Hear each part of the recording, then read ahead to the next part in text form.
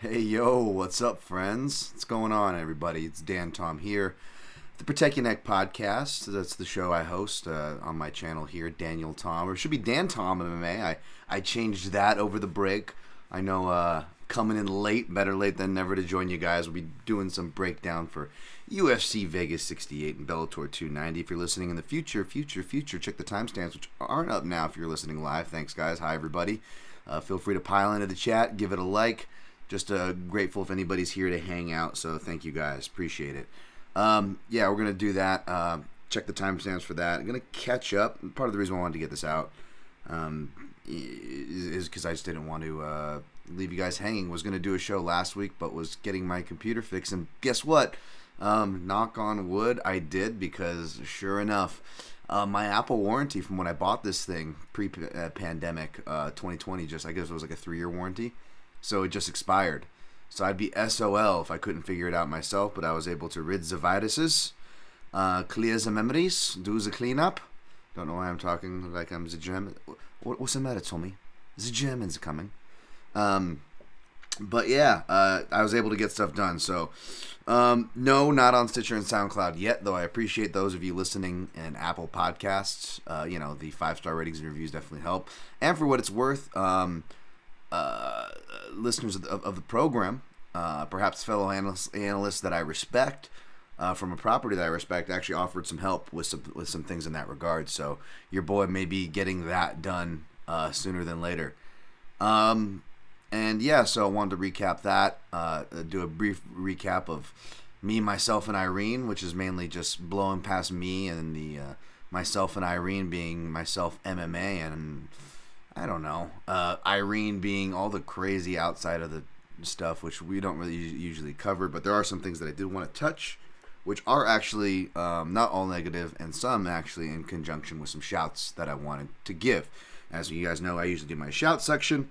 If we have enough time, if it's not getting too long, depending how long it is, I'll do a quick Amazon read, though I really don't deserve any type of shouts myself, really, to be honest, for monetizations or like for the videos or for the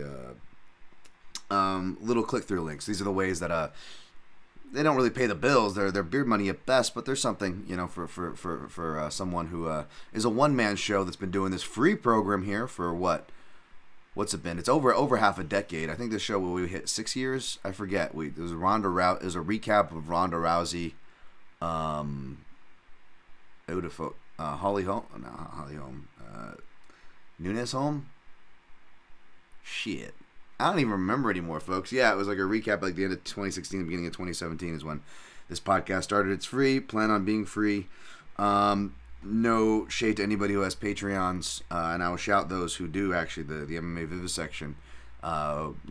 It's so hard. I complain about, I don't know how people do it, And granted, the answer is, responsible time management as well as help. And maybe not, having, abrasive OCD, ADD, and Tourette's. And I mean by all those things, mainly the OCD and ADD or ADHD, or whatever you want to call it. It's the thing that everybody says they have, but, even though it is more common, and perhaps there is a lot of truth to people saying they have that, it's one of those things like, oh, I'm super OCD about this, but it's like, no, man, you don't really know OCD. I'm glad that you don't. It's not fun. So, perhaps it's some of those things that I tend not to use as an excuse, but as I get older, I realize it's probably healthier to acknowledge things than to just have this bootstrap grit through the blood and I don't got time to bleed attitude, like you're fucking Jesse Ventura from Predator and shit. Which is often the attitude of my gender, of my generation, so forth and so on. So yeah, it's tough, man. So I do want to tip my hats to people who can do that, and Zane and Connor. Who I'm going to shout here for Connor inviting me on Heavy Hands with Phil McKenzie, of course. They're kind of a little triad over there on Bloody Elbow. All these are connected shouts that I'll get to here too for. But yeah, there are Patreons and things that are worth it. I'm not telling you where to put your money, God forbid, right? Especially with everything going on. I just tweet the warning: don't give your money out to strangers, kids. And then people insist on doing so. But I can't tell you what to do. You're your own adults out there. But at the same time, if I can try to shout the good people, and it's hard because, who is good in this space, right? It's been a crazy space. What is, good, there's bad, there's well-meaning, but, you know, maybe not great. There's a lot of those things. And, man, you know, I don't care what Dana White says. Any of us can fall victim to that. So, you know, it almost makes me careful who I want to shout out these days, you know. Especially, you know, you guys can kind of get what I'm talking about if you're in gambling Twitter, which I don't even try to stay up in the drama and got, like, sucked in on a week off, which really pissed me off. You know, I don't even want to give it air, but at the same time, you know, me, I'm too transparent for my own good. So, you know, if anybody asks about that, I'll answer and get into it, of course. But, like, yeah, just pretty much, you know, I didn't watch any of the multiple apology videos that were done. I'll just say this: be careful who the hell you give your money to. And as I'm trying to be careful who I shout, but gun in my head, we're gambling. This is a gambling show, right? You know, I'd say, you know, you get minus 500, or Zane and Connor weirdos like myself. Yeah, minus 500, minus 7,000, right? But at the same time, I'd probably go minus 500. That, you know, they're good dudes over there, and all my experiences have been great with those dudes. So, MMA Vivisection, I just really wanted to give them a shout, as well as Connor and Phil McKenzie, the Heavy Hands podcast, a much better, more successful podcast than this that you guys should be listening to already. So I feel silly shouting, but honestly, it doesn't matter if they had like 2 listeners. Phil and Connor are just genuinely cool dudes who I enjoy talking to and listening to. It's one of the few MMA podcasts I can still listen to on my dessert list after my work is done. And I suggest you put it on some kind of list of yours for listenership and give it a shot. Not telling you what to like again, folks, but Heavy Hands, man, wanted to give them a shout. As well as anything that my man Ant Walker over on SureDog is. Just spread the love around, you know. Of course, at Ant Walker MMA joined me 2 weeks ago. We did a live commentary. Let me know what you guys thought of that. I know it was a little tough, probably live, because we were behind and I'm having to get resynced. So I apologize for that. But again, silver lining there is at least we're not spoiling it. And, you know, not to be, not to have the Dana White answer, but if you don't like it, don't watch it. Which is, you know, again, part and parcel.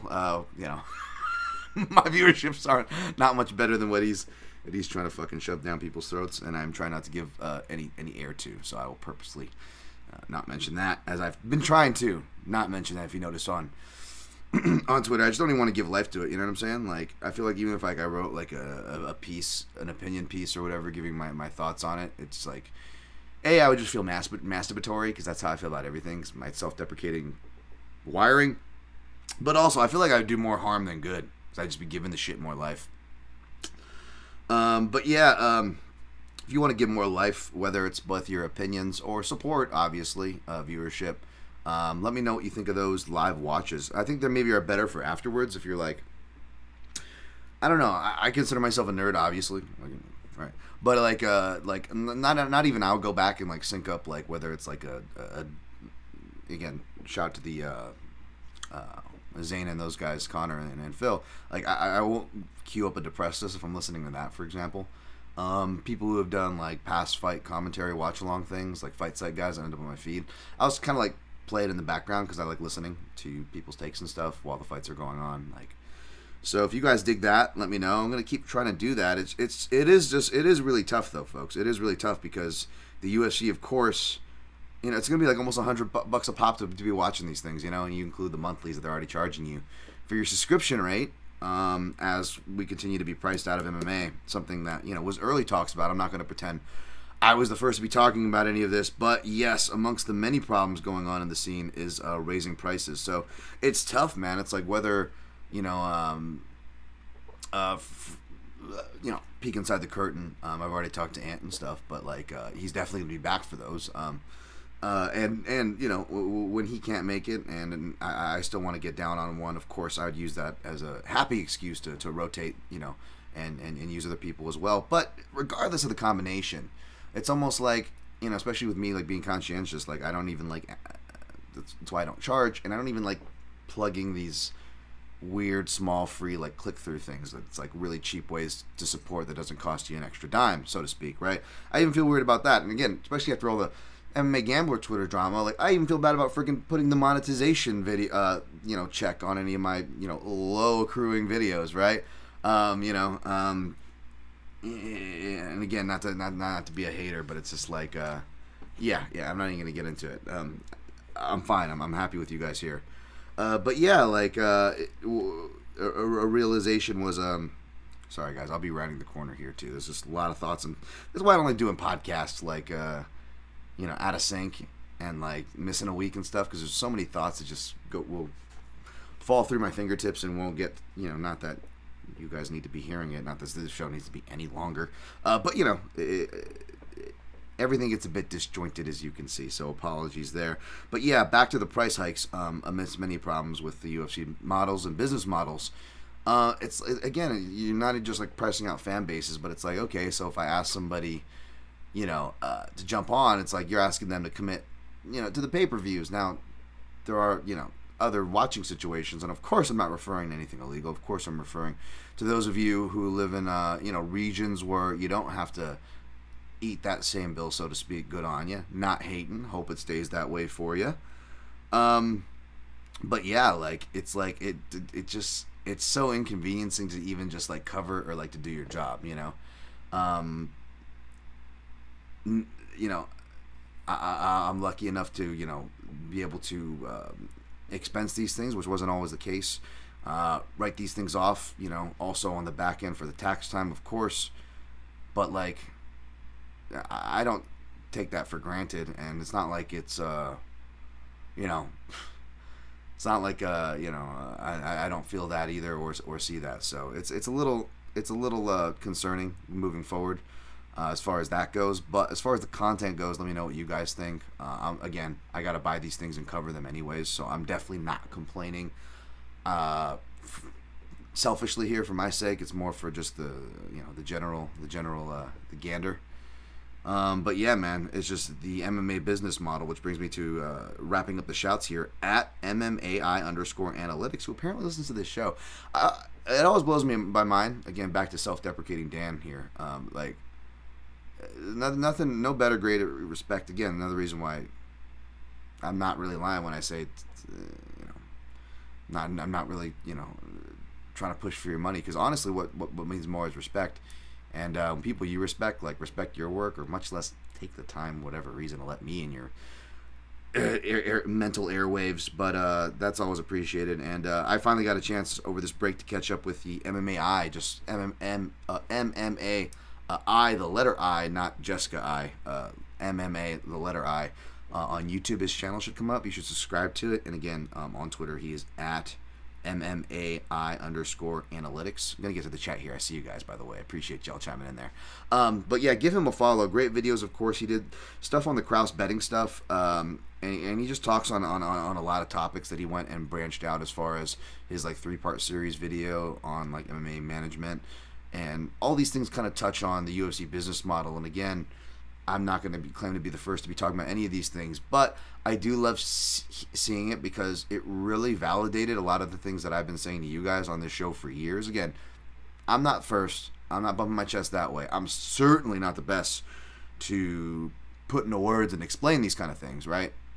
Not saying that, but I have been, banging these drums, so to speak, for a while. I think I even tweeted the other day, and I even tweeted like evergreen tweet.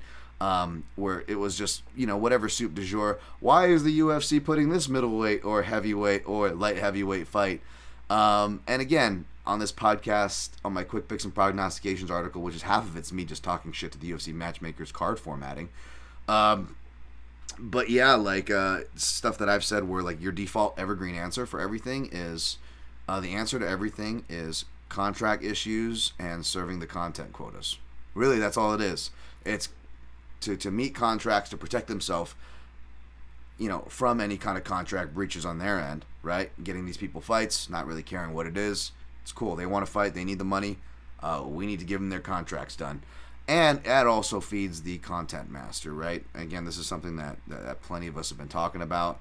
And again, it's totally cool if you guys don't care, especially MMA bettors out there. You guys are the ones mainly who are just like, give it to me every week, because that's chances to make money every week. I get that, and sadly, that's one of the few ways to motivate my ass these days. To get through some of these cards sometimes. But even that, burnout it can be burnout. And I will warn you guys, For those of you who complain when there's nothing going on in the week. And even more so, those of you who complain and come at people like me for our opinions. I don't want to see any of y'all complaining about the UFC's really piss poor strength of schedule that they've opened up this year with, which is nothing new, but even for their level of not caring, it's just like, wow, you guys really don't care, you know? Hence the, you know, them trumping their horns of like, oh, we're the first to open up sports, we brought back sports, and then, you know, now everybody's back and they are just clearly, you know, even people who support them in every which way, people who work for the promotion, who, you know, are quote-unquote company man, even like those people are like, you know, saying like, what the hell? They're openly voicing their criticism, you know, which again, I'm trying not to even go to Dana's white power slap posts, but one of my favorite thing about going and reading the comments is like seeing all like the American flag, like clearly MAGA'd out people that should be all for weaponizing these things as a culture war to own the libs, even if they don't give a shit and even if it's meaningless. Even those people are like, yo, Dana, what the fuck, man? Like, those are my favorite comments, by the way. But yeah, like, you know, I think it should be apparent to everybody by now is that, again, it's totally cool if you guys want UFC every week, but this is what, not just me, not just Luke Thomas of the world, many of us have been warning you guys for years. This was coming. And now it's here in full force. And not only is it here, but like, you know, UFC/Dana matchmakers brass are just really digging their heel in. Like, they don't give a fuck, man. We'll let the heavyweight, the baddest man in the world walk. Again, you guys saw that's still pinned to my profile at DanTomMMA over here on Twitter. Look at all the insane talent outside of the UFC, and like half of that list without any agenda was like flyweight. So to see people criticizing, saying flyweight's not deep enough, which there are some truths to that with the UFC, even though they're getting better, it's technically it's as big as it's been possibly since its inception in their quiet rebuild. I didn't get a chance to look at the Asian flyweight talent. Spoiler alert. Of course, I'll be honest with you guys on what I did and didn't get to. But like, I heard some people criticize of it, like they're not too excited about it, and it bums me out because again, that's why I'm so grateful and I'm so glad, and I wish I had more time to dedicate to outside the UFC talent. And I encourage all of you to just pick a promotion and like dedicate some time to it. Whether you just want to be the hipster that knows about people beforehand, or get the early, you know, betting angles and edges or not, like. Honestly, if you just enjoy combat sports, if that's why you guys are here and listening to me especially, like, please go do that. Like, again, I am really happy for people like Laura Sanko in the UFC getting well-deserved opportunities. There's plenty of talented people and good people that work in front and behind the camera, especially behind the house of the UFC, that deserve our sympathy and our respect. So I'm really careful to not just broad brush shit on the UFC and to really just keep it to actual valid criticisms, which I believe I do. But you can't pretend. I don't care where you stand on your fandom for the UFC. You cannot pretend that they are here to make the matchups that fans want to make. Remember, again, that was even longer, obviously, than the pandemic. That one went over like a decade. Dana used that to build the sport. We make the fights fans want to see. It's like, what we're trying to grow the sport worldwide. Nothing is better than a live audience. It's like, well, why aren't we doing live audiences? Why are we? I mean, don't get me started on the Asian thing. I don't even think it's an anti-Asian thing, by the way. Despite, you know, obviously I'm not shy to criticize the UFC and their poor track record. But yeah, it could have been, you know, Poland, whatever, Road to Poland, Road to Krakow or something, you know. It didn't matter. They were going to fly them here and consolidate packages because they save that much money, even when it comes to flying people halfway across the world. I mean, again, it's not like they're you know, they probably cost more to get their medicals and flying them out there than they are paying for it. And as sad as that is, I could also see, you know, Dana or UFC exec using that as an excuse, going, look how much we pay. We pay more than we pay them for their contracts just to facilitate them, to give them an opportunity to be a star. You want us to give more? right? Like you could totally see them like spinning it that way.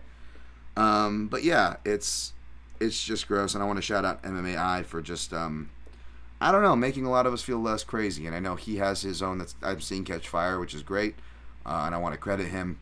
But as far as him comparing UFC's business model to the Netflix model, saying they're the Netflix of UFC, and that's the truth, you know. Again, look at the talent outside the UFC. Look at the talent at the very top from the baddest man on the planet. Look how they're structuring their cards. And shout out to my guy Mike Bond bringing up the dramatic, disproportionate promotion for White Power Slap as opposed to a pay-per-view event with a super fight. With the number one versus number two pound for pound, regardless if you agree with that. I definitely agree with the number one in that equation, Volk. Obviously, Makhachev is right there and held that there for many for a reason.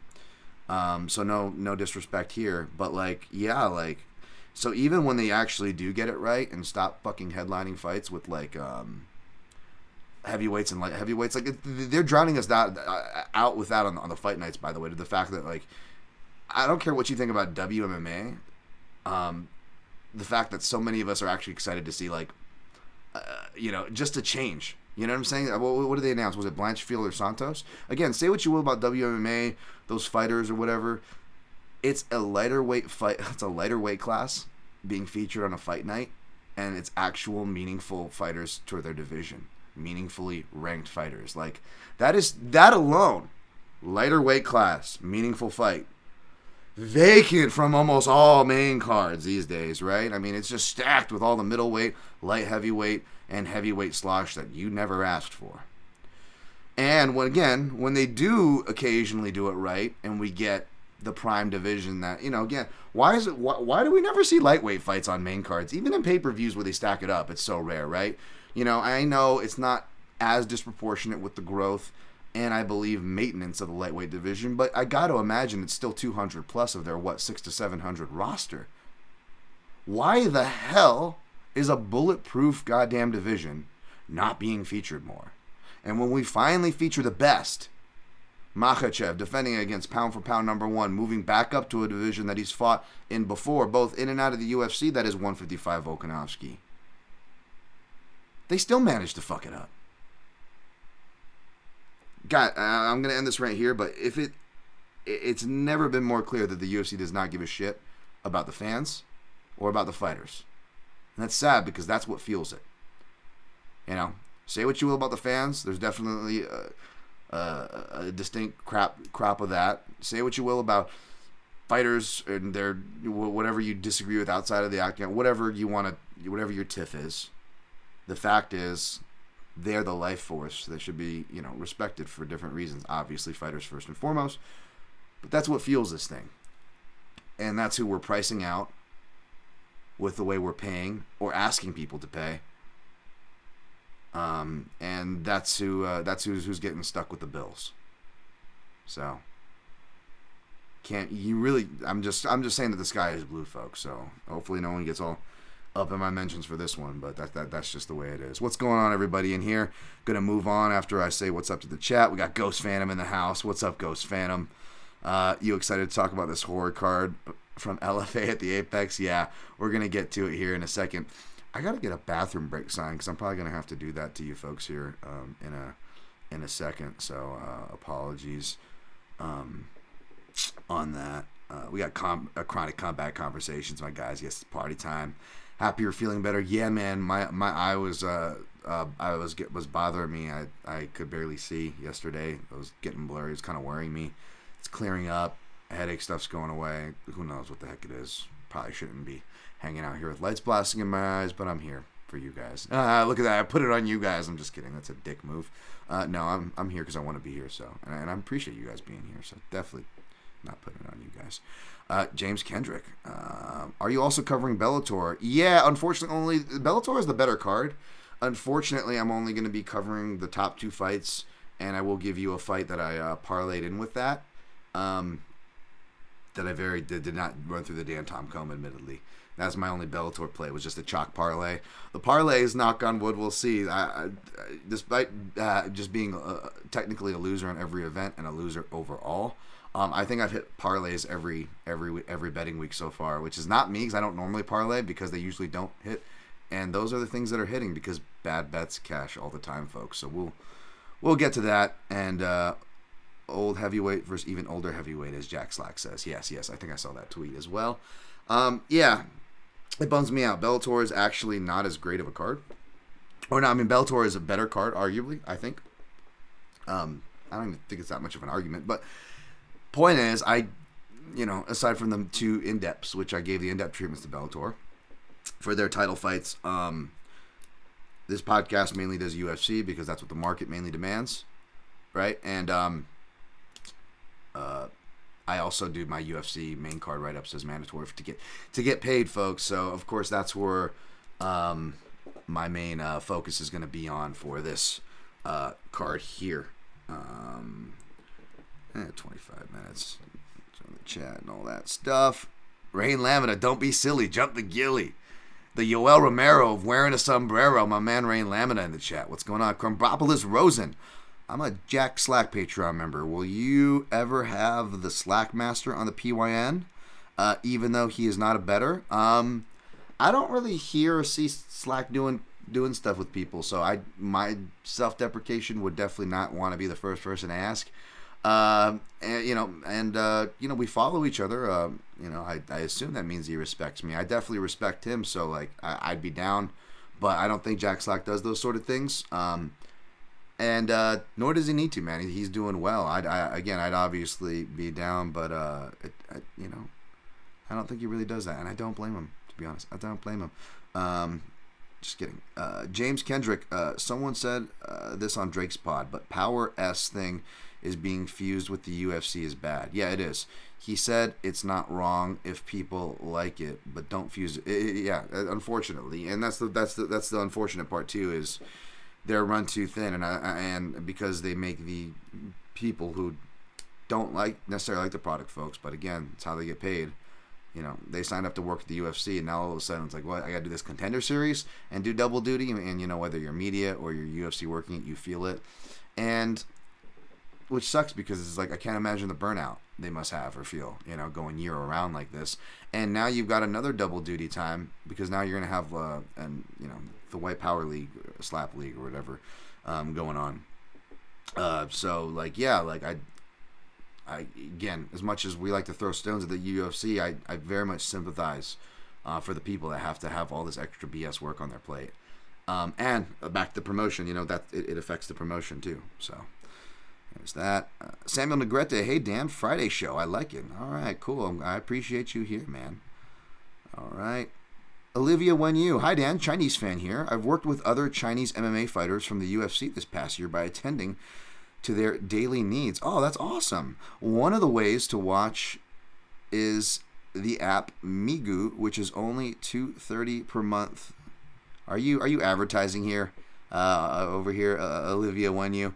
But I understand being Chinese, UFC is all the fights for free, but I understand being Chinese is not only looked highly upon in the U.S. as a Chinese person myself understands. I'm not sure what you meant by that, but judging by some balloon news, our popularity's not getting any better, man. Our popularity's not getting any better. I don't even know. I don't even want to know. All right. Let's see. Ghost Phantom. Dan, are you familiar with Chris Purnell? He covers a lot of Asian MMA, very small promotions, and he gives full coverage for it. No, but I'm glad you're giving him a shout, and I'll have to go check him out, and hopefully people on this feed check him out. Chucky Baby. Who you like, Jan, or his words, boring-ass Marab? I like Marab, man. In that fight, yeah, we'll have to see. I don't even know the line, man, to be honest. I got to imagine it's going to be close and people aren't too high on Jan. Gun in my head right now, I'd probably have to pick Jan, lean toward Jan, but I wouldn't give a pick without actually going through it. Because you guys know me, I'll come out feeling completely different, right? So, all right, so you can't. Jerry Harper, my man. Let's go, Dan. What's up? What's up, Jerry? How's it going? Apologies, I'm not getting you guys all. I'm going to try to double back here and push forward now. All right, we got the shots out of the way. That's all good. And yeah, shout out to my guys over at Bloody Elbow if that wasn't all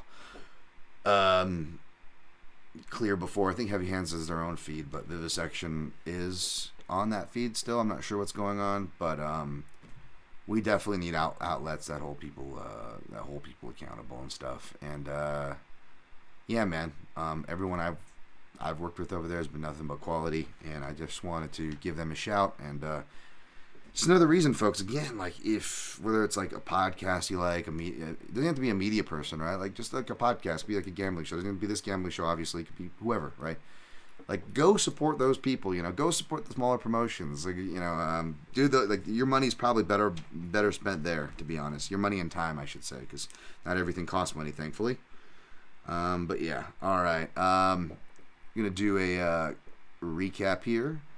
30 minutes, 57.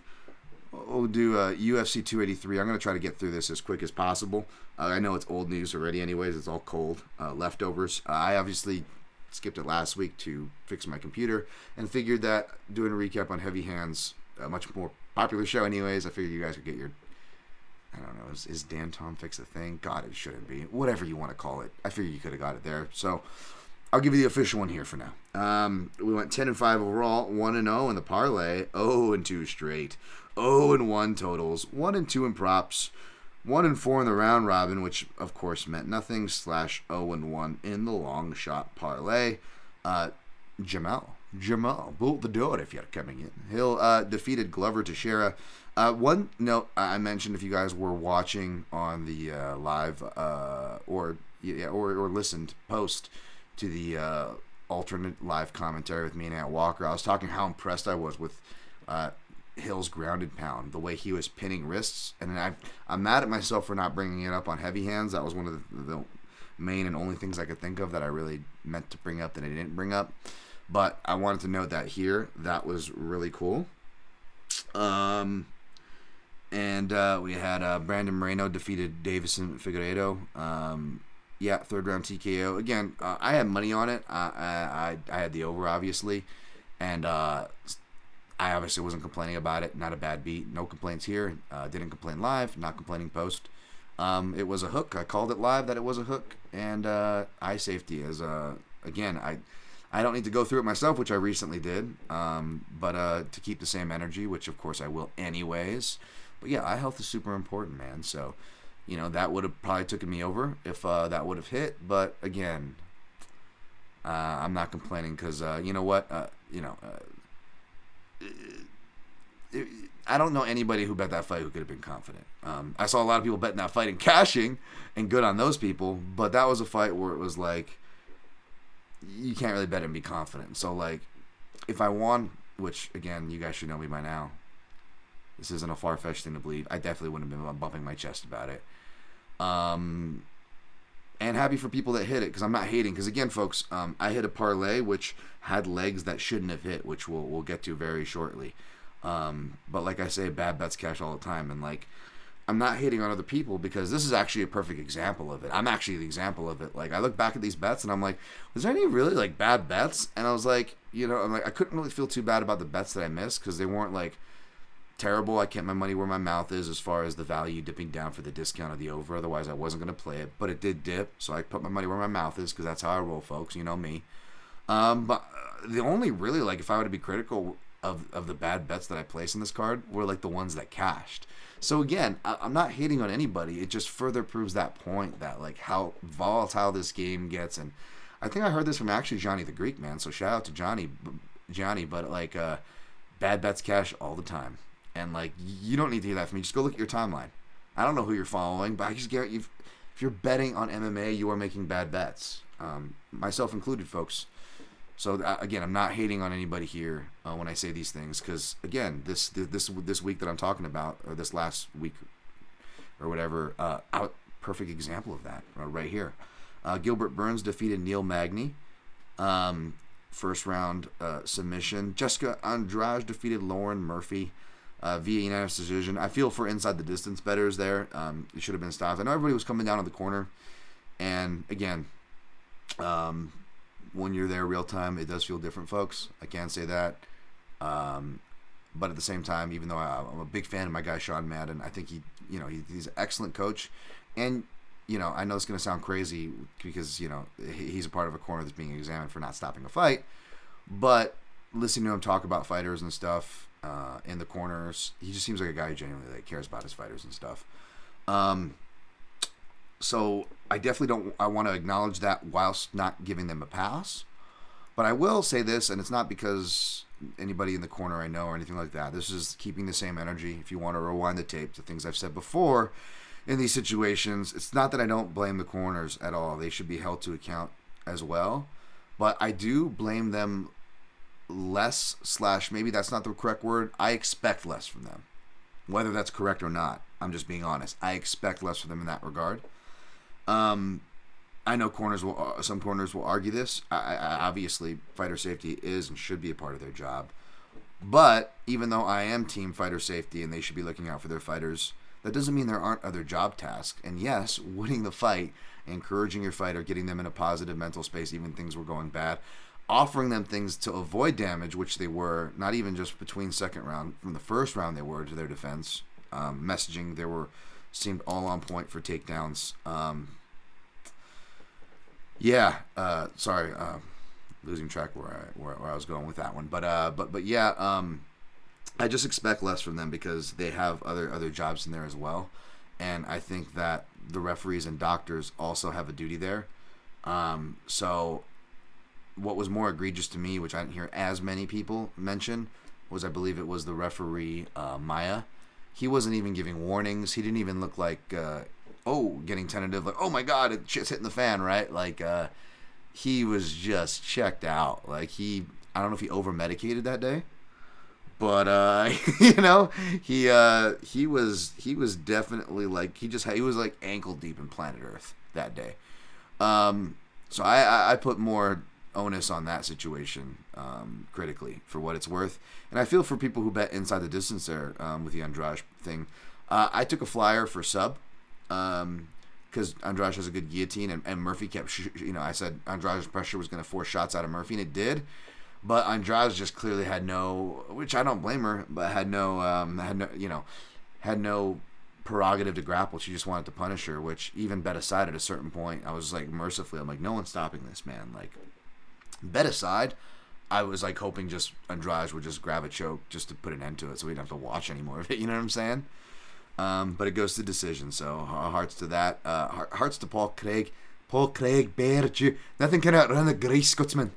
Lost to the athletic cheater of cheaters, Johnny Walker, of course. Just classic meme fight between meme fighters. On the wrong side of that one for sure. Props to Johnny Walker, of course. And then we took the L on Craig. Ihor Peteria, just making me feel further old and out of touch. What a stirring tribute to Shogun, who a TikTok, whatever. What was it? What's the game the kids play? What is that game? Fortnite. The Fortnite. How old do I fucking sound? Like, I'm still over here trying to play. I'm like 50% done with Metal Gear Solid 5 after over a year of playing, and I just started a 2013 game, The Last of Us. So I am clearly up to date on my video gaming. Don't listen to me. Bruno Ferreira defeated Gregory Rodriguez. You know what? This one, again, speaking of, this one you could say was obviously by my definition, this was a bad bet that actually didn't cash for me as what I compared to what I said earlier. Because my definition of a bet doesn't cash, it's a bad bet. But I think it was, to be fair, again, what are the percentages, no matter who the fighter is, if they step in under a week's notice? You already have this ridiculous percentage in your favor, much less a fighter who's never, seen the end of the second round, much less the third, right? I'm all over those. I'll fade those guys any day of the week usually, even on a full camp. I wish I did a little bit more watching on Fajeda for this, rather than just reading my notes, because as soon as I heard someone else say it, which they may have been parroting Jack Slack, or it was Jack Slack, in fact, that I heard on the timeline saying the Alexander Hernandez Beneil Dariush feels. Like, that read was spot on. And I don't know if that was the reasoning for why I saw people that I respect in the gambling field having some Fajeda inside the distance in round ones. And I believe in my defense, in my breakdown, if you rewind, I said, Fajeda round one if you're going to play him. Regardless if it was the reasoning, I think, again, it was more of that being a sharp bet, despite the percentages, of a last-minute fighter. You know what I'm saying? Like, you didn't have to really bet a lot on the money line, much less a knockout prop, especially a round one knockout prop, to recoup there for Fajeda. So I think it was more just a really good good ups to anybody back in the Fajeda side. And obviously Fajeda, the fighter himself, first and foremost. So hat tip to anybody who had that, man.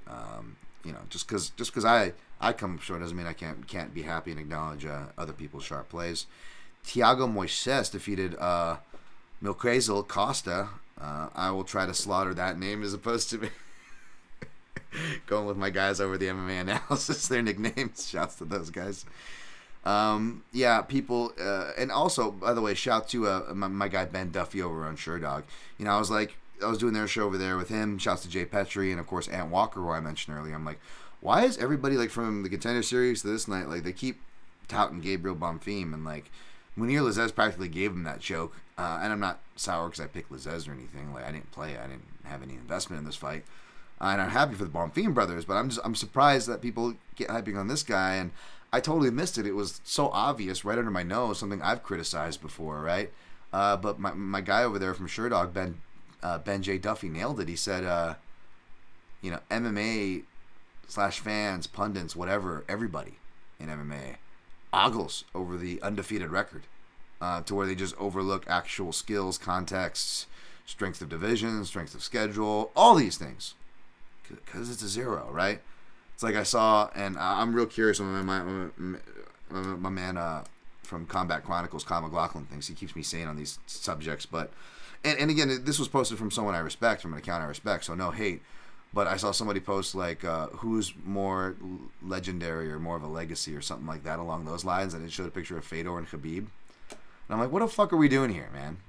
Like, don't get me wrong. Like, Khabib, in my opinion, finally starts to add to his legacy by not just the meta, which, again, it's prominent, it's dominant, it's important, it's relevant. But motherfuckers, as much as me and the others talk shit about heavyweights and light heavyweights and big guys who are now heavyweights like Ryan Bader to Brock Lesnar before him, over a decade ago, folks, were using the Dagestani handcuff, a.k.a. a cross wrist ride, to pin and punish opponents in the octagon at a high level.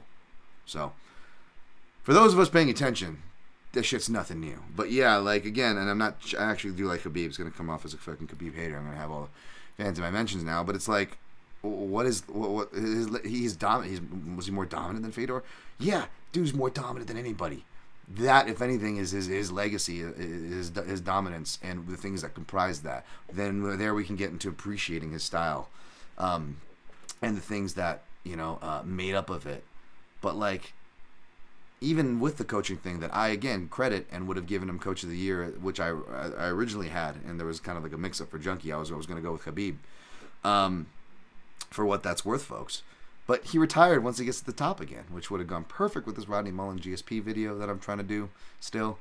But yeah, like, Fedor is coaching high-level dudes, as well, and still competing, Say what you will, what that does to his legacy, but, the dude's still competing and, can still squeak out wins here and there and stuff. So it's like, I don't know, man. Like, just taking on all comers, like, say what you will about level of competition. You could say that, or you could look at it like the dude took on fucking all comers in an era where everybody was bigger and on more steroids than he could be.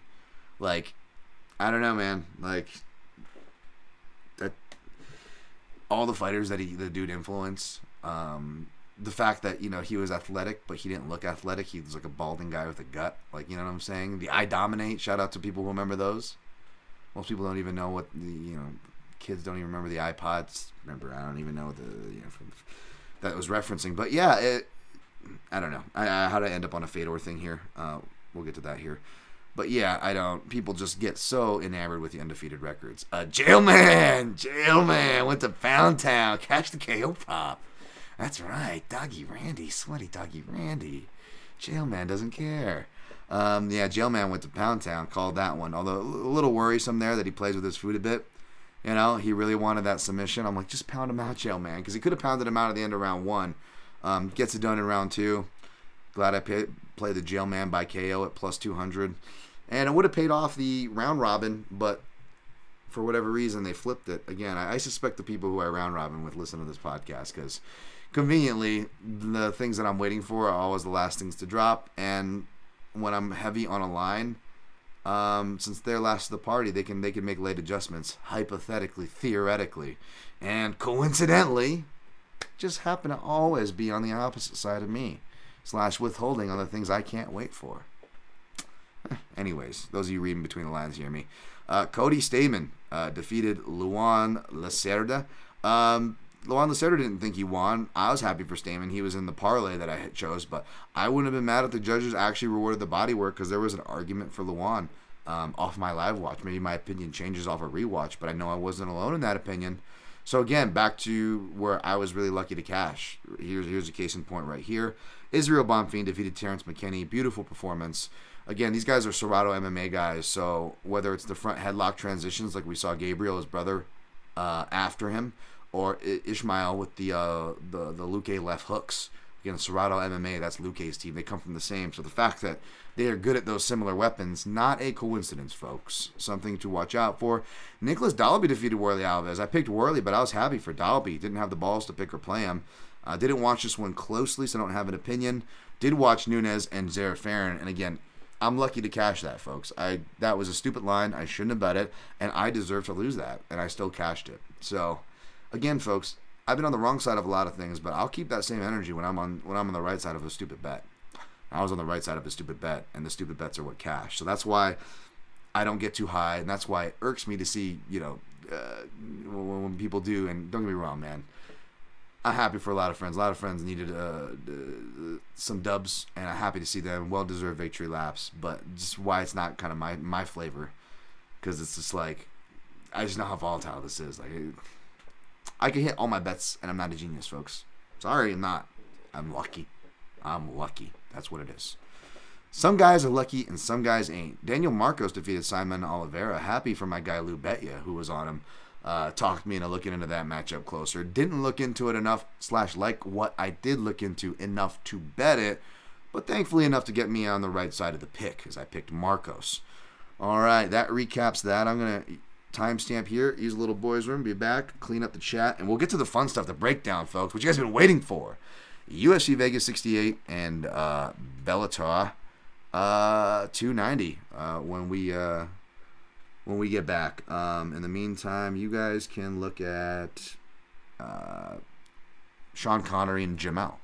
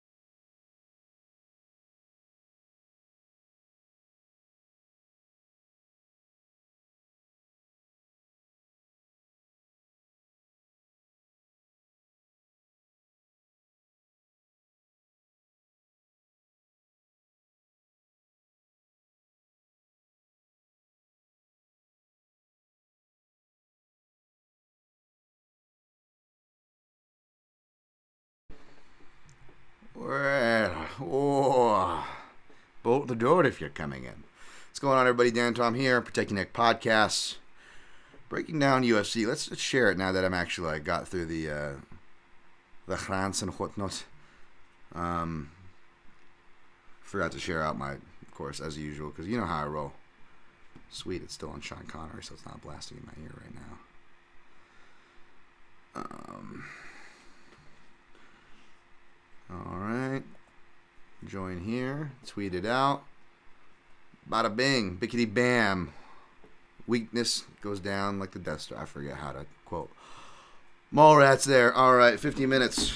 We're back. 50 minutes. Back. All right. Yeah, we'll skip the Amazon reads and On it doesn't give me reads. Amazon does, though. If you click through the link on mixedmartialanalyst.com, go to the right, toggle down, scroll down. You'll see under a secure PayPal link if you just want to donate to the show straight up if you like. I don't really deserve it. Don't feel like asking for it on this week.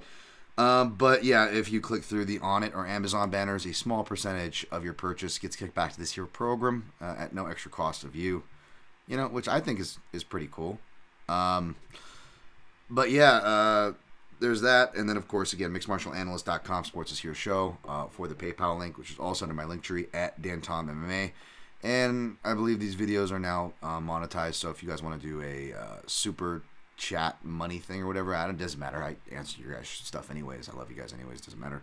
You can, or if you're listening to this in the future, and you want to do it post-tense, you can do it with like a super thanks, or you listen to it and say, you know what, I'm going to make you earn it. All right, Asian Bill Burr. All right, Point Dexter. I'm going to make you earn it, motherfucker, as I continue to curse and limit these videos. That's fine. Maybe I do a good job for you. And again, it's not because I'm good. It's because I'm lucky. But if you want to pay that forward, I won't stop you. That's about it. I don't really like doing this shameless self-promotion, so let's cut it there and let's get to the good stuff here, folks. I'm going to do a quick cleanup on the chat if I can. Got some new people up in here, which is pretty cool.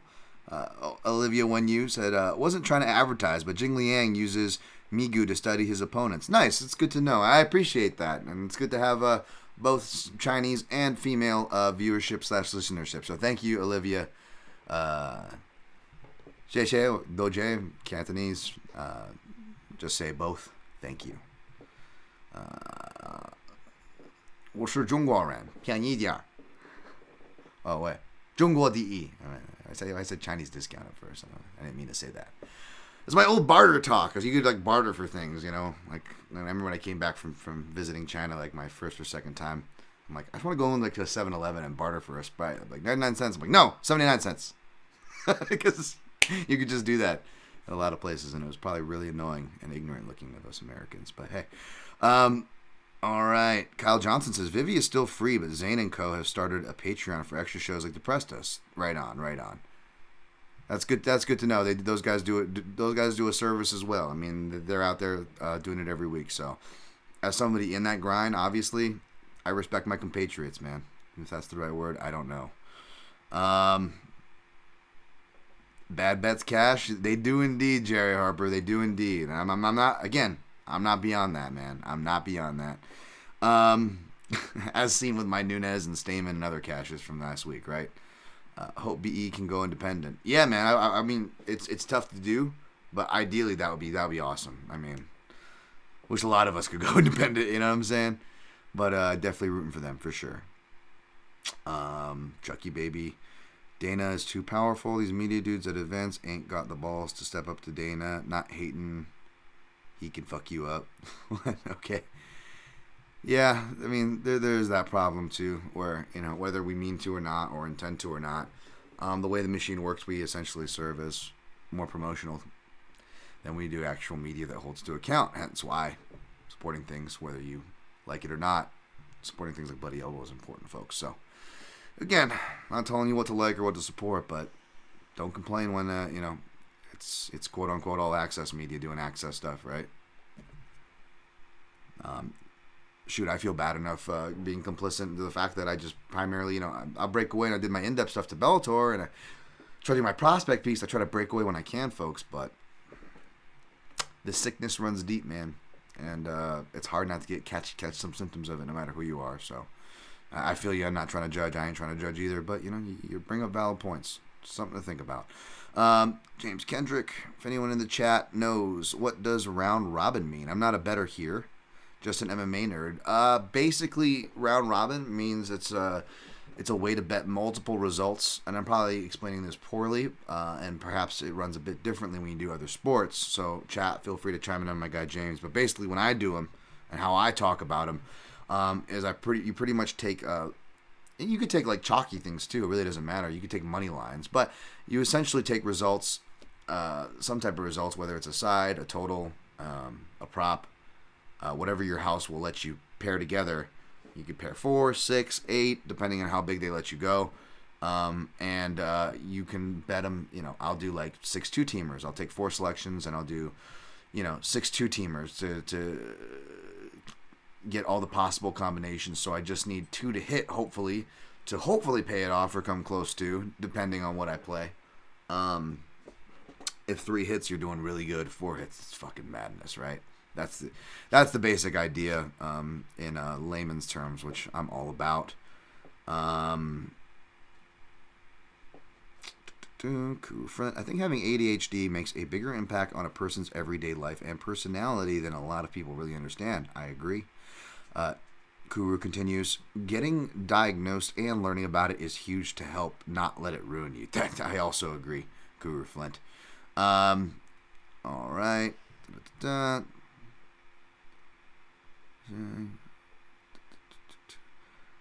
My man Rain Lamina asking about Zhang and Andrade rematch. I'll try to circle back to that one if I can. I'll just say right off the bat, rule of thumb, don't expect the same exact. Doesn't mean the same person won't win. Don't expect the same match twice in MMA. We'll get to that perhaps with the headline, maybe even with Bellator 290 here in a second. The Thiago Moises of making funny choices. Hopefully I make the choice to start in the breakdown, huh? You guys are waiting. Fight Night Picks. I wanted to give them a shout anyways. Hey, let's get into it. Definitely an interesting card. By the way, go follow Fight Night Picks. Hopefully they caught a shout out from the last episode. I think it was last episode. Either way, the fact that they even would nominate this show in their awards. Shouts to my guy Craig Allen and his fantastic co-host over there as well. I just followed. I don't have the name off the top of my head. I feel awful about that, but please follow and subscribe to their show. Great show, fantastic show. Much love to them. All right, let's get on with it. Breakdown. Bellator 290, folks, is headlined by Fyodor Emelianenko and Ryan, the Master, Bader. By the way, I was recently looking up a Victor Pesta fight, and I was like, man, if I was somebody, I would try to like get past the language barrier. Like when Victor Pesta was training down like with Henry Hoof, and I'd been like, man, you know, be a great name. People like things. They say, man, that's real sex. That's sex. Everyone loves sex. Your nickname should be Sex. And then Bruce Buffer would be like, Victor Sex Pesta. And then only people with really dark and stupid humor like me would laugh. All right, what the fuck was I talking about? Oh yeah, the masturbator, of course, MMA Dan. I essentially went with my pick for the first time. I picked Ryan Bader by TKO, but just not so abruptly off his first hook off of a jab. I think he's gonna have to wrestle, and I think it's gonna be stopped hopefully by the third round, a merciful stoppage. Fedor's still a good grappler, hard to get to tap. Verdum is able to do it. Obviously, he can tap, but the way this guy fights, it's damage. It's a two-way street of damage, and that is the tone that he sets. Unfortunately for Fedor is that he doesn't look shot for as you think he would be for both his age and miles, because he has both. Like, he has the skills to win this fight to where, like, I actually wouldn't be surprised by picking, and spoiler alert, parlaying Bader. Wouldn't be surprised if Fedor won. He still shows enough eyes in exchanges. He still has enough of his base of speed and athleticism, even at his advanced stage, because he had so much of it, and he was so undersized, because he was, again, practically a middleweight fighting big dudes. Another reason, it wasn't like a giant dude cutting down and, only fighting if every circumstance was properly correct. Not hating, but that's just kind of what happened with Khabib. Didn't really fight that much and was,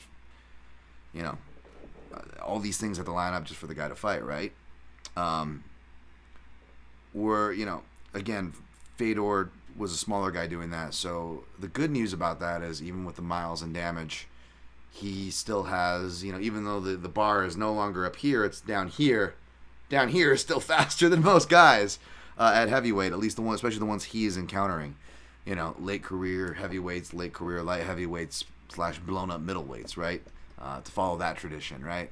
It's, which is funny because, Chael Sonnen to, the Team Quest lineage, Matt Lindland for the Bodog fights. I think Jack Slack retweeted that thing I sent him. Was Fedor doing the same move, the cage grab. But the thing is even though he arguably excels in what you might want to write him off at in those departments, the problem is those prime and youthful attributes aren't actually all that won his fights back in the day. Obviously, they were a big part of it. His speed, his athleticism, his proprioception, but a quiet part of it, especially in his victories, against notable. There's this misconception. I use the careful language where I said in Fedor's defense, the wrestle boxer archetype is one that he's both familiar with and traditionally gotten wins against. Those two things are factually undeniably true. But I said that specifically to be careful with this narrative that I see tranced around that he, ate those fighters for breakfast, which was absolutely not true. Mark Coleman was like post-prime, well post-prime, post-retirements even at that point. I believe there were circumstances around both, if not at least, I believe the second one, if memory doesn't serve. And then you have like Randleman, who almost killed him, American wrestler. You got Japanese wrestlers like Fujita, Ironhead, who almost killed him. You know what I'm saying? And this was like prime Fedor. This wasn't even like, post-prime Rogers where, guys that had no business tagging him up was tagging him and he still pulls it out, The point is the common thread on whatever prime or whatever thing you want to assign to Fedor is that it actually was durability and stamina that actually was the thing that allowed him to find these hellish pathways to his victory.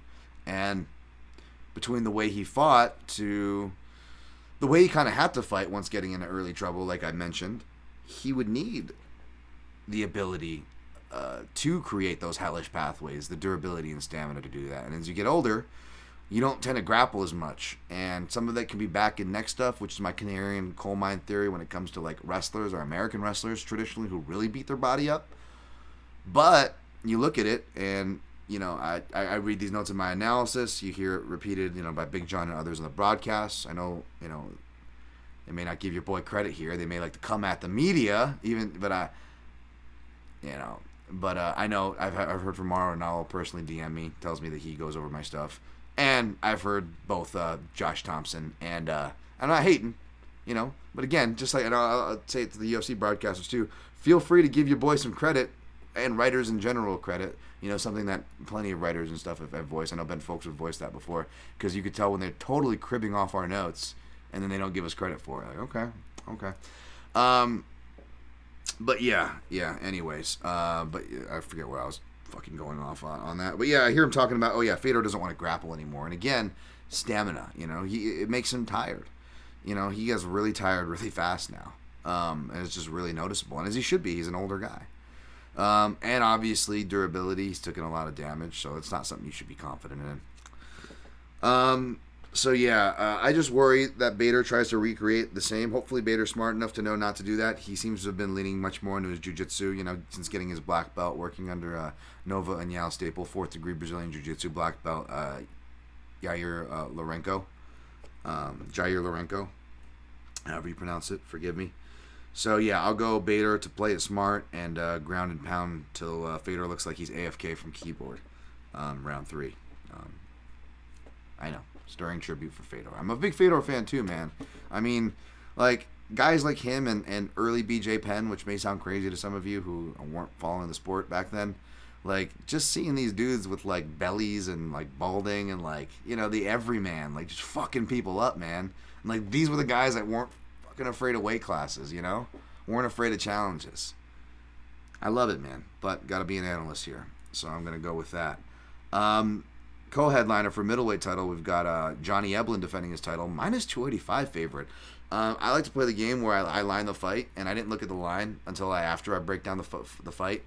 And the odds setter set the line where I would have set it, almost exactly. I think like minus 175 Eblen, but it's ballooned over $1 more, so now it's getting a little bit too wide territory. And Toli Tokov come back on him plus 240. Really like Tokov going through the footage, and I've always known who Tokov is, but it took me a while to get through this one this week. And that's another thing that's hard, not just the eye stuff, but again, I'm having to split my time between two things. And again, just because I criticize the hell out of the UFC, and I do like me some Bellator, it doesn't mean I can't criticize Bellator either, folks. That means that they're not guilty of the same stuff where they bury these fucking clear title challengers, clear meaningful fighters, are just buried under the prelims. And we don't see them until they get to a title fight and they're headlining or co-headlining a card. Now all of a sudden I gotta fucking do a profile and go back like 10 years on a profile on a guy, right? And it actually is meaningful because he's fought like meaningful dudes, and there are some losses and wins. You gotta go back to see the Magomed Karamov fights, the Duraev fights, there are some important ones sprinkled in that you go back and look at in there. And yeah, I liked what I saw from Tokov. Not enough to play him or anything or pick him. But the guy's got a scary right hand. I really like his ground and pound. People talk about ground and pound being a lost art, and I agree. That's why I always shout like certain principles when I see them done, and coaches that coach those principles, like my guy Neil Melanson. But you see Tokov's ground and pound, and I love it because he will punch down even when guys are really good at that awkward position where they go deep half, and they've even got the low underhook like I preach, and they hide to where they only keep like the back of the head like an illegal zone technically that's really there, and they're either going to debase you, come up on the signal like Damian Maia, or they're going to get you to lean forward to really whizzer and hip in hard, and then they Homer Simpson roll you over right back the other way, little nog action there.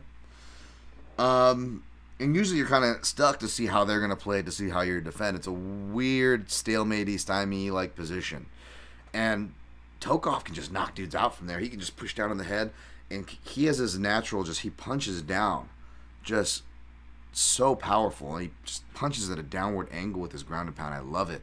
You see tall guys do it when they go to the body. They almost kind of waterfall and do it, Usman to Gilbert Burns. Rick Glenn does this a lot. You see him do that. You see him do it, especially back when, like, WSOF Rick Glenn. And Tokov is more of like a karate fighter. He's like doing that Machi. It's like a low horse dance or a low ha stance. If you're from the New England area. He just like does these downward punches, but they're super powerful. He's got a good feel for his right hand. He's a really good feel for kicks in range too, which probably will come in handy since Eblen is incorporating a ton more kicks. Eblen really stepped up his last fight against Gegard Mousasi. I was really impressed by him. Even though I picked Mousasi, I said Eblen had the style to stymie him. I did cite that for what it's worth, but these fight-to-fight predictions are hard to predict. And really watching it back, man, I wasn't too impressed with Eblen before that fight, and really watching it back this time and watching that fight in particular, I was really impressed, man. I was like, human cheat code? People listening on audio, I just did the Dan Tom jerk-off gif. But I was like, what is that? And then now I'm like watching, I'm like, oh yeah, no, like, he doesn't have like crazy muscles, and maybe he's not moving with an explosion that jumps off the paper, even though he moves fast and clearly hits hard. It's not that he doesn't do any of those things, but yeah, he doesn't have like some Anthony Johnson or Rumble like KO highlight package. Okay, no devastating submission game. Yeah, I get that, but the guy really kind of can do it all. He moves really well. I know he does these movement programs that he always advertises that he's a part of. And just really, maintains his body very well.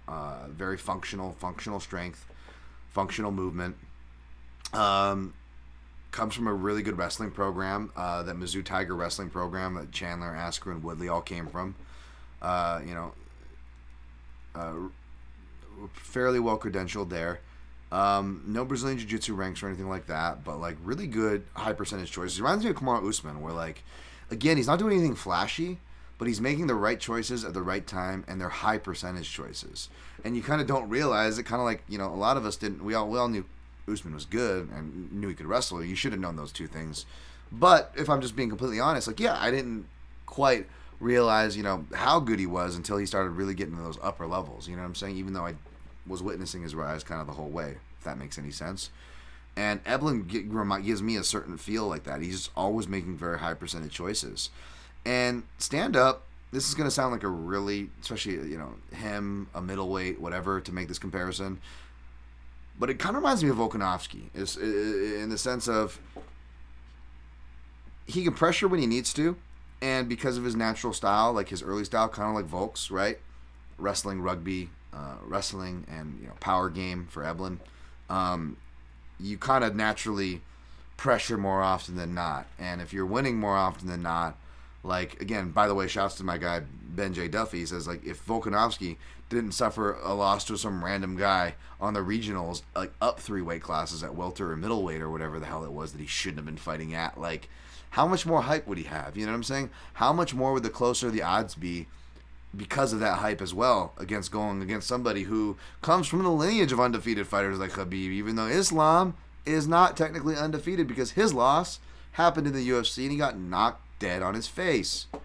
So, I know he he bounced right back actually, but still, you know what I'm saying. It makes you think, though. It makes you think, right? It makes you think how much of that, undefeated stuff. But yeah, but now, obviously, Eblen, like Volk, much more flexible, can fight from both stances, can fight smart, feints, can get, beats, will circle, will move laterally, won't do, circle off the jab or do things as good as Volk, obviously. I'm not making apples-to-apples comparison, but he can build, he can change these things up, and he is purposely building and changing things up and trying to throw you off. He does this really one clever thing that I really like. I'm going to steal now, where sometimes I get tripped up from southpaw, and if I get pressured and I'm walking to my lead side, you can kind of get tripped up when you're pursuing. When you're the pursuant, when you're pursuing somebody who's trying to sidestep or flee with their back to the cage, you don't have to. You can do it like Luque did to Bilal Muhammad to kind of no success, where you threaten with the power side of interceptions, but generally, shouts to my guy Dennis Davis at Extreme Couture has taught me and many, you trail and corral them with your lead foot. If they're moving left, even if I'm southpaw, but they're moving to my left, they're moving to their right, my left. Well, then I may switch up, especially if I'm comfortable from orthodox, and kind of trail as ortho. But then they change up, and now they start moving to my right as orthodox to my open side.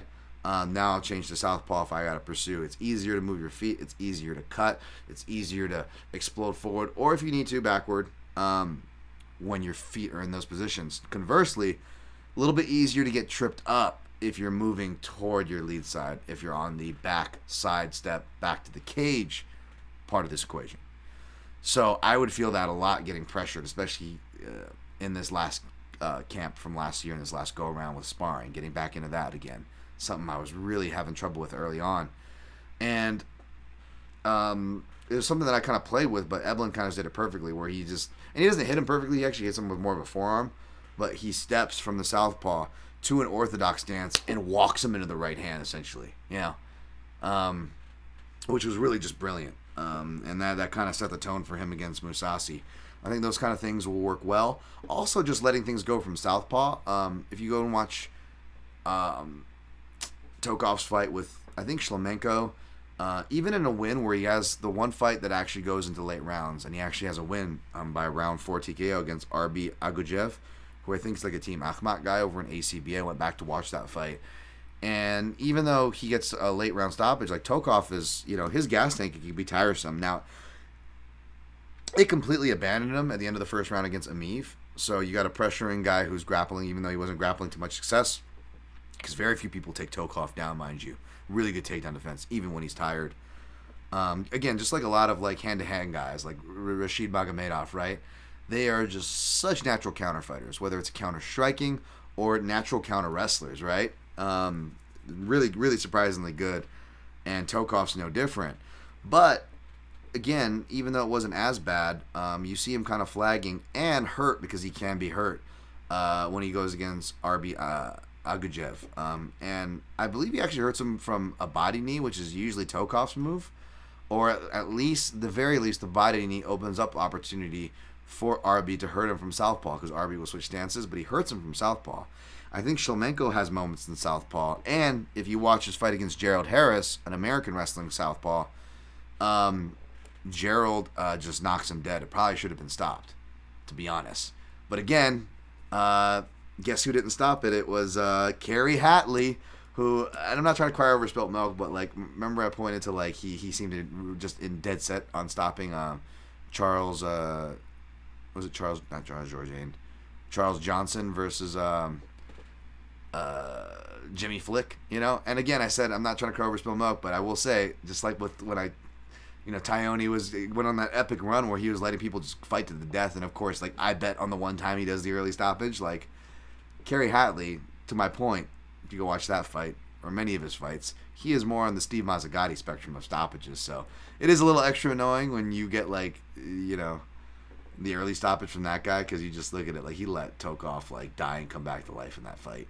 And Tokov, for his own sake, was able to close the show shortly after he recovered.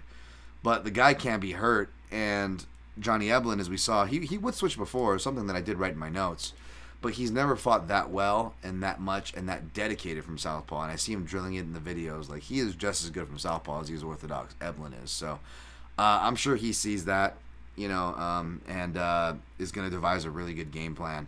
Tokov's going to be hard to take down, but Tokov doesn't take initiative as much. And even though, again, I just said Eblen is comfortable with fighting on the outside when he needs to, and he'll do that bit of that Volkanovski thing and can do it. When it comes to initiative and pressuring, he definitely has that more than Tokov does. Tokov will let the other fighter initiate, and he'll kind of like be lackadaisical and be accused, even of almost running the risk of dropping rounds en route to a lot of these victories. So much so with his pace and initiative. And I think that's bad against a guy like Eblen. And I think that is going to be hard to break because A, it's just who he is. It's how he fights. He's 32. He's been fighting since, for over a decade. Tokov has. And if there is gas tank suspicions like there's show to be, well, then maybe he doesn't have a choice but to fight at a measured pace. So unless he can catch Eblen, Eblen's been hurt too, and anybody can be stopped, and Tokov does have some scary power with his right hand, folks. So Tokov gets the upset. No one should be surprised, but unless he's able to stop Eblen in the first 10 minutes, I think Eblen takes this. I officially picked Eblen by decision, but I actually wouldn't be surprised especially if Tokov's his gas tank looks the way it does, / that is a truth. And B, if Eblen is able to take him down even once in the first 10 minutes, that's going to be huge, folks. Again, Tokov dead tired and hurt. Like, he is so hard to get takedowns on. When he does, he's like right back up. Like, it's freaking impressive. So if Eblen is able to take him down, that's going to be a huge statement in general. But in the grand scheme of things, thinking of outcomes, he's going to be making him work really hard. That means he's going to be making him work really hard. So I wouldn't be surprised for a late stoppage. So I just kicked for coverage, and I parlayed Johnny Eblen with another guy, many I respect are high on as prospect, Ahmed Magomedov, who's minus like 580 or something. It's like just below plus money at most houses now, unfortunately. But I think you can still get it for plus 116 if you parlay all three of them. If you want to follow me, you don't have to, folks. But I'm just letting you know, if you want to, the best prices that I got for the houses that I play in. Again, I play limited stuff because I'm in Vegas. I don't get all the fan duels and all the cool shit you guys get.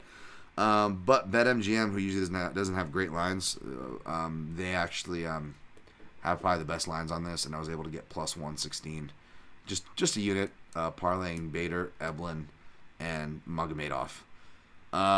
This card also has an action fight, as I referred to, saw someone refer to as the Scott Smith special, which is a great shout. Sabah Hamasi minus 190, Brennan Ward plus 160. It's not that I disagree with Hamasi as a favorite. He's been very active on this Bellator scene. Brennan Ward still having his comeback, if you will, but I don't like Sambasi as chalk. I don't like to play him as chalk. Fun fight to watch though. Got Neiman Gracie as some chalk against Dante Shiro. No strong opinions on any of these folks. Got Berkimov versus Lorenz Larkin. Larkin's the dog there. Steve Mowry fights. He was a guy to look out for in my 2021 Bellator list. Chris Gonzalez, good test, coming in as the favorite, minus 200, opposite Max Rashkov. Real curious to see that one. That's a good fight. We got Grant Neal versus Carl Albertson. Yeah, that should be as competitive as they have it lined. Alejandro Lara. Oh, my goodness. Stay on target, Dan. Stay on target. Oh, my goodness. I felt like, I remember at the bet being there at the... I know, I'm not that... who am I kidding, folks? I'm just as much a creep as you are. But no, I obviously don't mean to be that creep, to stay professional, obviously all that. But I remember being at the Bellator weigh-ins in Hawaii for 219, and Alejandro Lara was there, and... Stay on target, Dan. Stay on target. Stay on target. I forget. I was talking with some Bellator officials or something, and she came up to ask a question. And just you would have just thought I was Richie, Quentin Tarantino from Dusk Till Dawn. I'm like, Richie, would you do me a favor, please? Yeah. Whatever you want, Dan. Snapping, I'm imagining her saying stuff she's not. It was bad. Stay on target, Dan. Alejandro Lara face. I guess I don't even know who she's facing. I just wanted to share my creepiness. All right, Darren Caldwell's on this card as well. Jornel Lugo's on this card. It should be a pretty decent Bellator card, to be honest. I'll catch what I can. And let's move on to UFC. I'll give you what I got, and we'll get out of here. 121. UFC stat. Go clean up the chat. Kyle Johnson, Fajita, Randleman, and Hunt were all top for Fedor. Yep. Orlovsky and Rogers, 2 after Pride. That's right. My man knows his stuff here. Kyle Johnson. Victor Basil Pesta. Now, here is the herb joke here for UFC, which is not even a joke because they are so busy monetizing every bit of the octagon. I'm surprised we're not going to have, UFC in conjunction with Bruce Buffer, Thyme, season your stakes. It's Thyme, Bruce Buffer. Oh God, don't share that with Bruce, folks. He'll probably do it. Hopefully you guys appreciate my Victor Sex Pesta joke. Kyle Johnson also adds, if Prime Bader can get a club and sub by Tito, Fedor can catch him now at 39. That's right, folks. Yeah, that's right. Let's not forget, folks, Bader to his own admission, aged out of light heavyweight, right? We saw that. His cardio, his speed, his stuff, it's too tough for him. He is now having to learn at 39 years old, he's entering the stage of fighting as an old man, whereas Fedor was born in the darkness. I was born old. I was born in it. Sorry, that was terrible. Sorry for your ears. We got some chicks. Musha Boom. What's up, Dan? What's up, man? What's going on? Oh, live chat is popping. All right, so we got UFC 290, 122.55. 55-star. Yeah, 123 pretty much. All right, we got a headline by Derek Lewis, plus 190. Sergey Spivak, minus 225. I've been pretty accurate on these folks' fights. I've nailed the love triangle between Derek Lewis, Tai Tuivasa, and Sergey Spivak. Undefeated in picking those fights, picking them down to the round method, and even cage position, folks. Sergey Spivak, of course, was one of 2 green belts I think I earned for the Pop Squad with his round 2 hit on the birthday card, which was nice. Thank you, Spivak, for that. So I've had a pretty good track record for betting both these guys. So I tempted fate, and I didn't even go back to watch tape on this. I went back to my notes and my write-up, and it checked out from what it was last time because this fight got canceled in November. In case you don't know, rebooked. UFC insisted it wasn't COVID, and Derek Lewis was like, yeah, it was COVID. I don't know why they would lie about that. Just, what are we doing here? But yeah, so, perhaps that's worrisome. I don't know. Line seems about what I remember it was. I still remember wanting Lewis at more. I'm going to take Lewis in this spot. I took him against Blades in the Apex, and, he won that fight and has been undefeated in the Apex. And again, as I've said, because the great Brian Stad said, who I always give credit to, pointing this out, which is roughly held true, minus Daniel Cormier, that people who want to grapple Derek Lewis, whether it's Alexei Olenek or Victor Sexpesta, that's gotta stick. Let's spread it out, folks. Poor Victor. He's like, what did I do? It's probably like in some case right now, and like it just made it worse. Oh well. Shout to that TikTok. Shout to that TikTok thing of that girl standing in front of Louis C.K. sold out. We need to stop accusing men and hurting men. Victor Sexpesta, baby. I'll stick to it. Jesus, Dan. All right, but yeah, like it's generally bad when they try to grapple Lewis. You got to strike with him. And Spivak, I could totally see him wrestling himself into a hole here. He actually has some decent grappling, but his aggression, he will throw himself out of position for takedowns and even shucking around or trying to take the back. Oh, not that that's a very heavyweight move anyways, right? But yeah, he can get a bit aggressive and get a bit high on things. And against a guy who knows how to tripod, very familiar with the tripod, Derek Lewis. Oh yeah, baby, this is a juggernaut. Sorry, Derek Lewis, of course, always reminds me of that Juggernaut on the Juggernaut bitch redub, the animated one. Like I feel like that's Derek Lewis reincarnate. Oh yeah, I'm ready to fuck. My suit's so tight. Like it's all stuff Derek Lewis says in his interviews too. It's not even me being weird and Dan Tom and dark and immature, which is true. No, he does sound like this. Yeah, and I think it's gonna be a classic Derek Lewis night. Speaking of which. I'm going to stick with the round 2 KO prediction. He's going to survive the storm, and he's going to find his spot off the break to nail Spivak and end the night. So I actually played Lewis by KO at plus 240 because that's the only way I see him winning the fight. I know I could just kick for coverage at plus 190. That's not much of a difference, but fuck it. I'm just going to go a unit plus 240. Derek Lewis by KO. That's the way you're gonna bet him. If you're going to bet him, that's the way you bet him. Not taking any other kind of angles on this fight. Although I'm curious, what is it? What is the totals? Is the totals 1.5 is the predominant number most houses are offering, with plus money on the over. Ooh, yeah, I don't want to play with that though. It's a coin flip territory. We got co-main event time. Unjung, baby, Unjung, minus 250 for the Unjung, and Devin Brown Bear. You gotta fight, goddammit! My favorite, of course, David Clark, baby.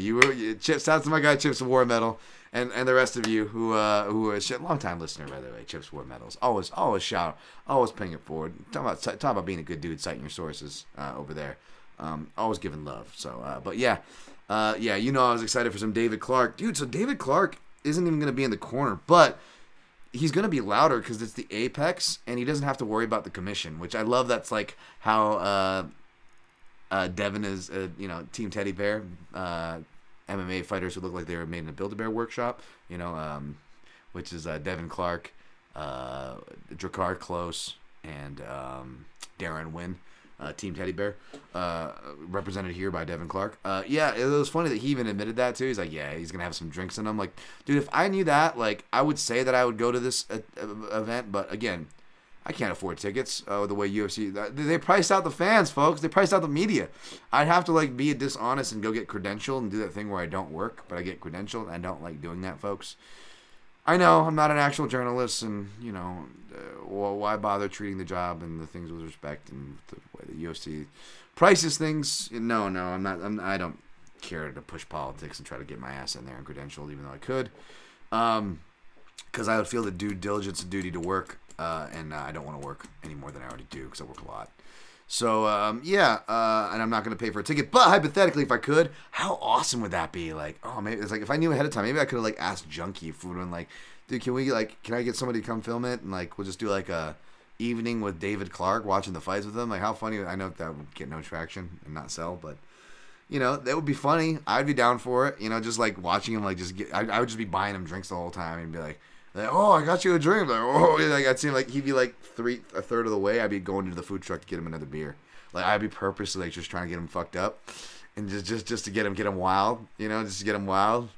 Like, if you heard of me, that's my favorite of that clip between rounds 2 and 3 of his last fight, where he's just like, if you heard of me, like, and then he just stops the sentence. Like David forgot his words. He got so excited. He goes, "You gotta fight," and like, calm down. Fuck that shit. So great.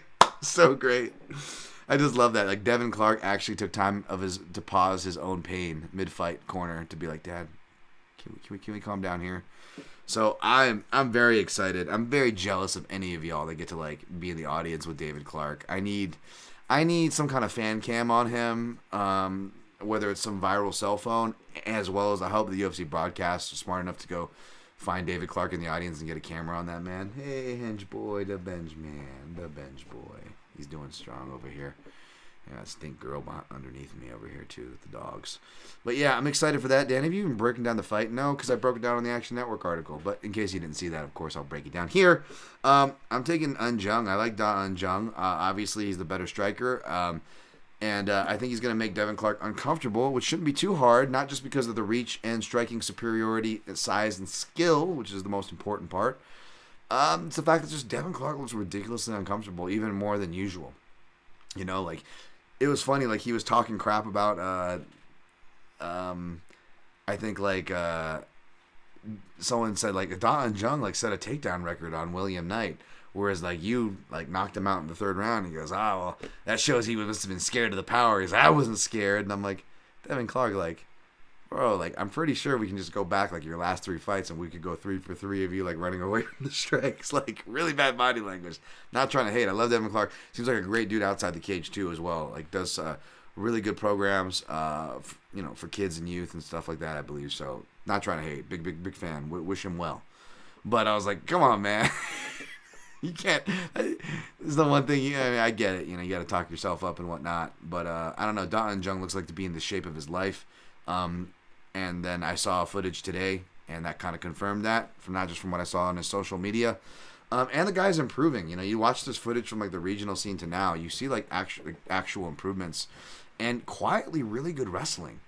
To where I think he can get the jump because Devin Clark, because he fights on the outside and has that bad body language and just uncomfortable strikes, he finds himself on the outside. He gets pushed to the outside, and despite his wrestling creds, like most of his stuff is from most of his successful takedowns are like from doubles out in the open.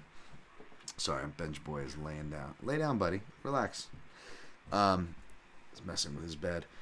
Our power doubles out in the open because against the clinch, like, it's feast or famine, and mainly famine for Devin Clark, I noticed. Like, he has some of his best moments, but he also has his worst moments against the fence, right? Like, his best moment, last fight or whatever, or the fight before last against William Knight, right? But he also has a ton of his worst moments there, from, like, Alex Nicholson knockouts to a bunch of stuff. And if you look at it, even despite his wrestling, I noticed, it sounds crazy to say, the dude has a bad habit of surrendering underhooks. He surrenders underhooks and gets turned around by people who don't even have wrestling technique. And not that I'm a stats guy, but his wrestling stats aren't as impressive. They're kind of underwhelming for what you would expect or kind of associate with him.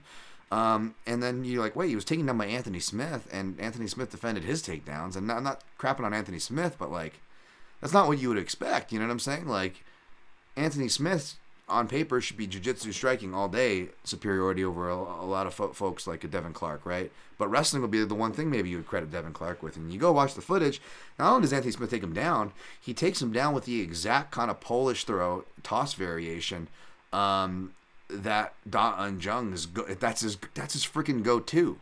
That's his go-to. And if one guy does end up on the back, I expect Jung to not just have more answers, but also be in less danger. Whereas Clark, not used to be on his back being a wrestler, doubt that he has really great answers there. And Jung, very active. In fact, Korean top team, very well-rounded team. And again, you guys want to talk about ground and pound. Really good ground and pound from that team. You look at Iron Turtle, also comes from that team, who we'll talk about here shortly. Even though I didn't really get too much into his fight. And spoiler alert, I'll be picking the Iron Turtle. But that team, they've got some really good ground and pound. I mean, wasn't Dong Young Kim back in the day as well, like a Korean top team guy? And even him, like, you go back to Amir Sadala, he was one of the first guys to get that early gift wrap where he gift wrapped the guy's arms like this, and then he just elbows Amir's face and forces the stoppage. Really good ground and pound from that team. Really underrated wrestling. So not only do I see, Jung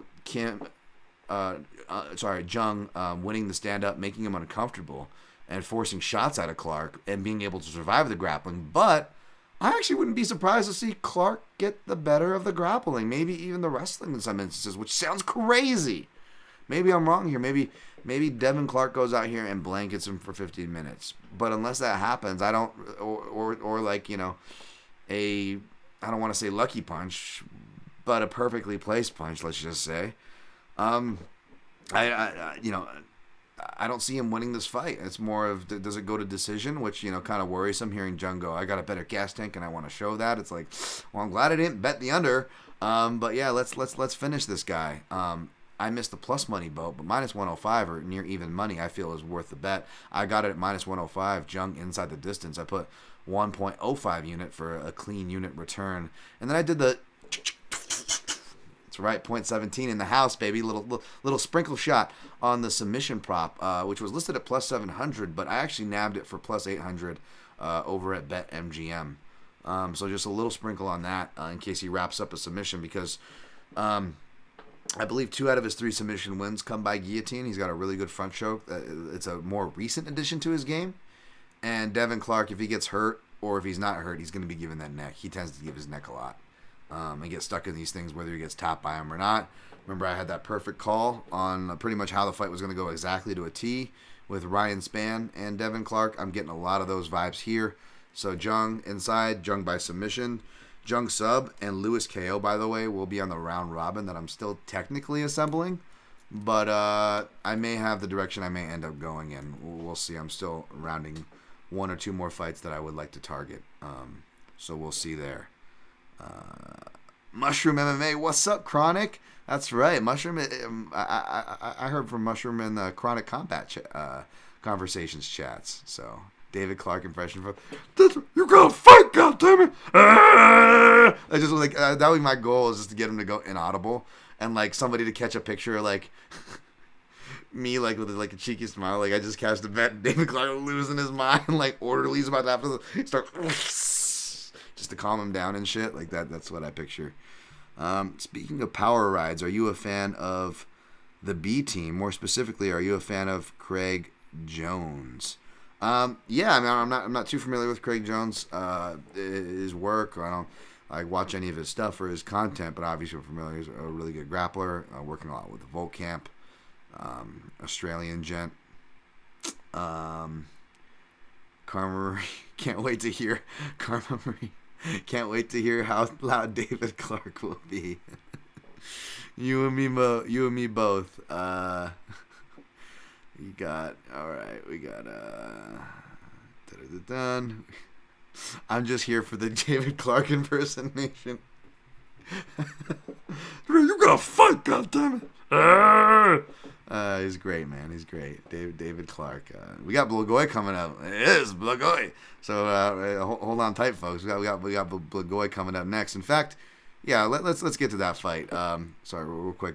Kyle Johnson. DHK was part of Team Mad with Sohee Ham, Kyung Ho Kang. Oh, there's another guy with a good ground game. And Doo-Ho Choi. Awesome. Kyle Johnson in the house. Appreciate you, sir. Yeah, speaking of Blagoy, I like Ivanov is Blagoy Ivanov. Plus 120 versus Marcin Tibur. Minus 140. I'm sorry. I do the goofy, over-the-top ethnic, Eastern, heavily ethnic European voice for both these guys, and they're fighting each other, and it's great. They both have bellies, and the over is destined. It's shout out to my guy Brad Tashchik. It's Fatty's gonna fatty all day here. It's funny actually. So obviously spent a lot more time in Shrinky Tour this last year, and I need to get my ass back in the gym now as I'm getting through things finally. Until stuff clears up. One of the times I was there though, I forget. I was like, just got done with some kind of workout, and I was like tired on the mat. And I look up from the mat where like the smaller cage octagon is kind of just across and above it, and you can kind of lean up from the inside of the cage and look down on the main grappling mats where people are working, and that's what Blagoy was doing. Because I look up and all of a sudden, yup, you guessed it, Blagoy, I like boy, Ivanov is just like staring right at me, and immediately my head goes to the Blagoy, and before I could say it, there was a little boy right next to him. I'm like, what the fuck? Whoa. And then I'm like, okay. It ended up being his son, obviously. Relax, folks. It was his son, okay? Don't look it through life with a creepy lens like me. And then, of course, immediately I just felt awful. I'm like, and it was just like so heartwarming. He's like there working out with his son. I'm like, I'm such an asshole. I'm like sitting over here on my podcast going, I like boy. I like to give me a hamburger. And he's like, He's just sitting there, like, just being, like, a good dad, like, chill. Like, I don't know, Blagoy seems so cool. And I was laughing. I was listening to the UFC Unfiltered. By the way, shout out to Phoenix Carnival. Just so awesome. Just, like, love me some Matt and Jim Norton. Especially, older Jim Norton, eat a bullet. But, my God, I've commented before, the lack of prep work is apparent on that show. And she comes in, actually doing the prep work, which I appreciate. And they're interviewing Blagoy. And, of course, Matt kept interrupting. One of my least favorite traits of people, interrupters. I hate people who interrupt. And especially when they're interviewers and they're interrupters, it's like, that's the one thing you shouldn't do. But Matt was talking about streaming stuff with Blagoy. And the one thing that he was talking about was, like, Tulsa King and, like, whatever, like, streaming things, but, like, Matt would, like, cut him off, and I'm like, oh, Blagoy was finally talking, because I was, like, dying, because, like, and they were even laughing, too, because they were, like, doing all these setups, and, like, yeah, Blagoy, so you went through this stuff, and it was funny, because Matt first starts off the conversation, like, I think he heard he was stabbed and survived a knife fight or something, and thought it was cool, and didn't realize the story. He's like, so Blagoy, you survived a knife fight! And, like, he was all excited about it, and was like, Blagoy's like, yes, I almost died. What did they stab you anywhere? Serious, Blagoy? Heart.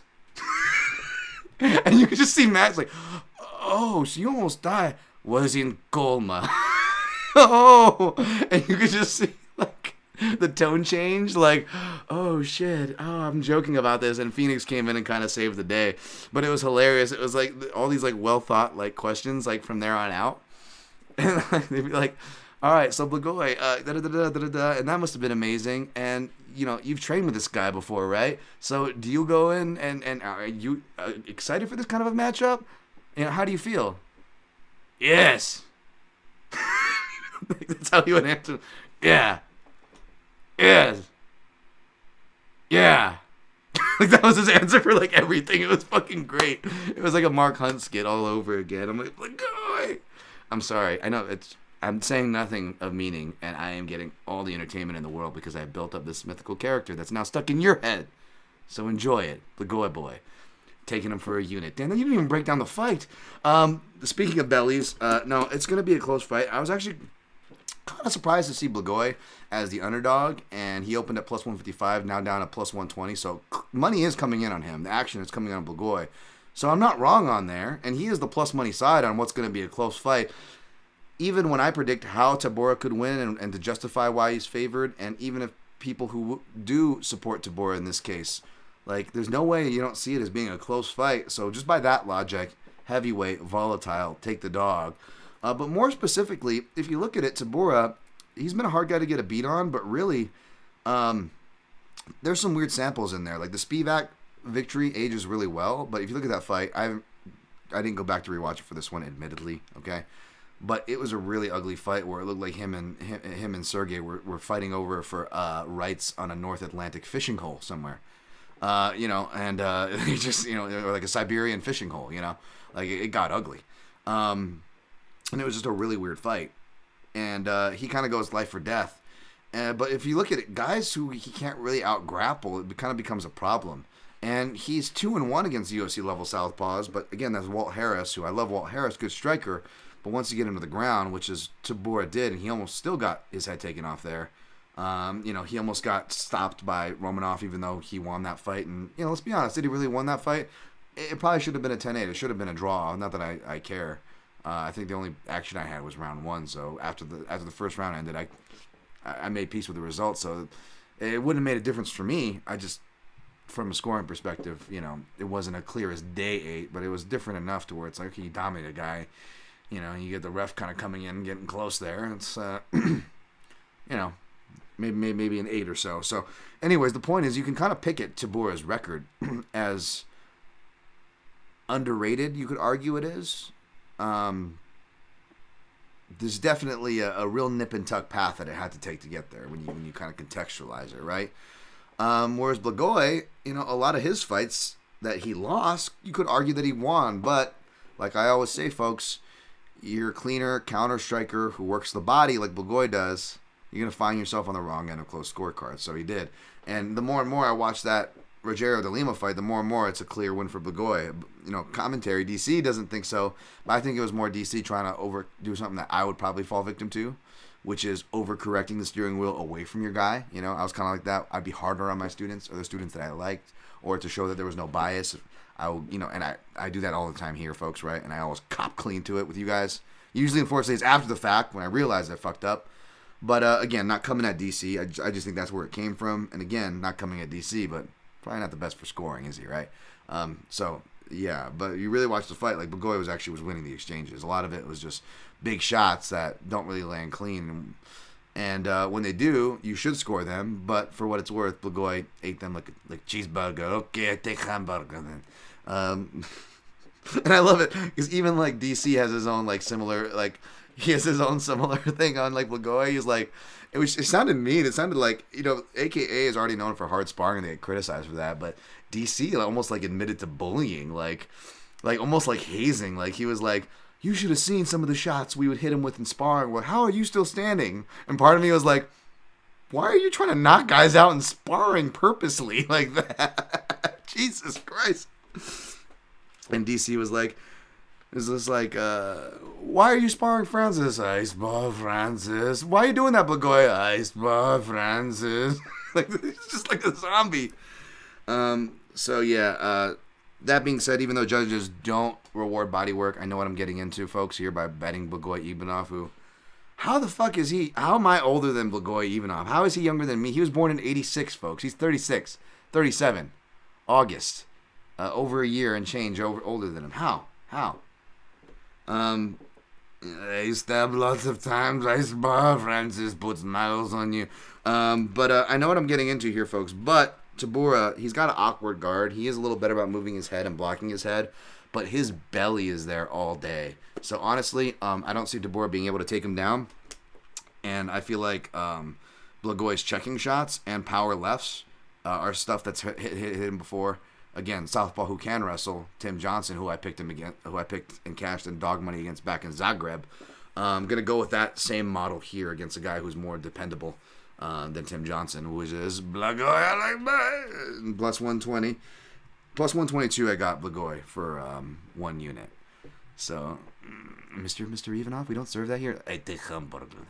All right, we're gonna try to push the rest of the card a bit faster. Pascal Ron. My name is Blagoy.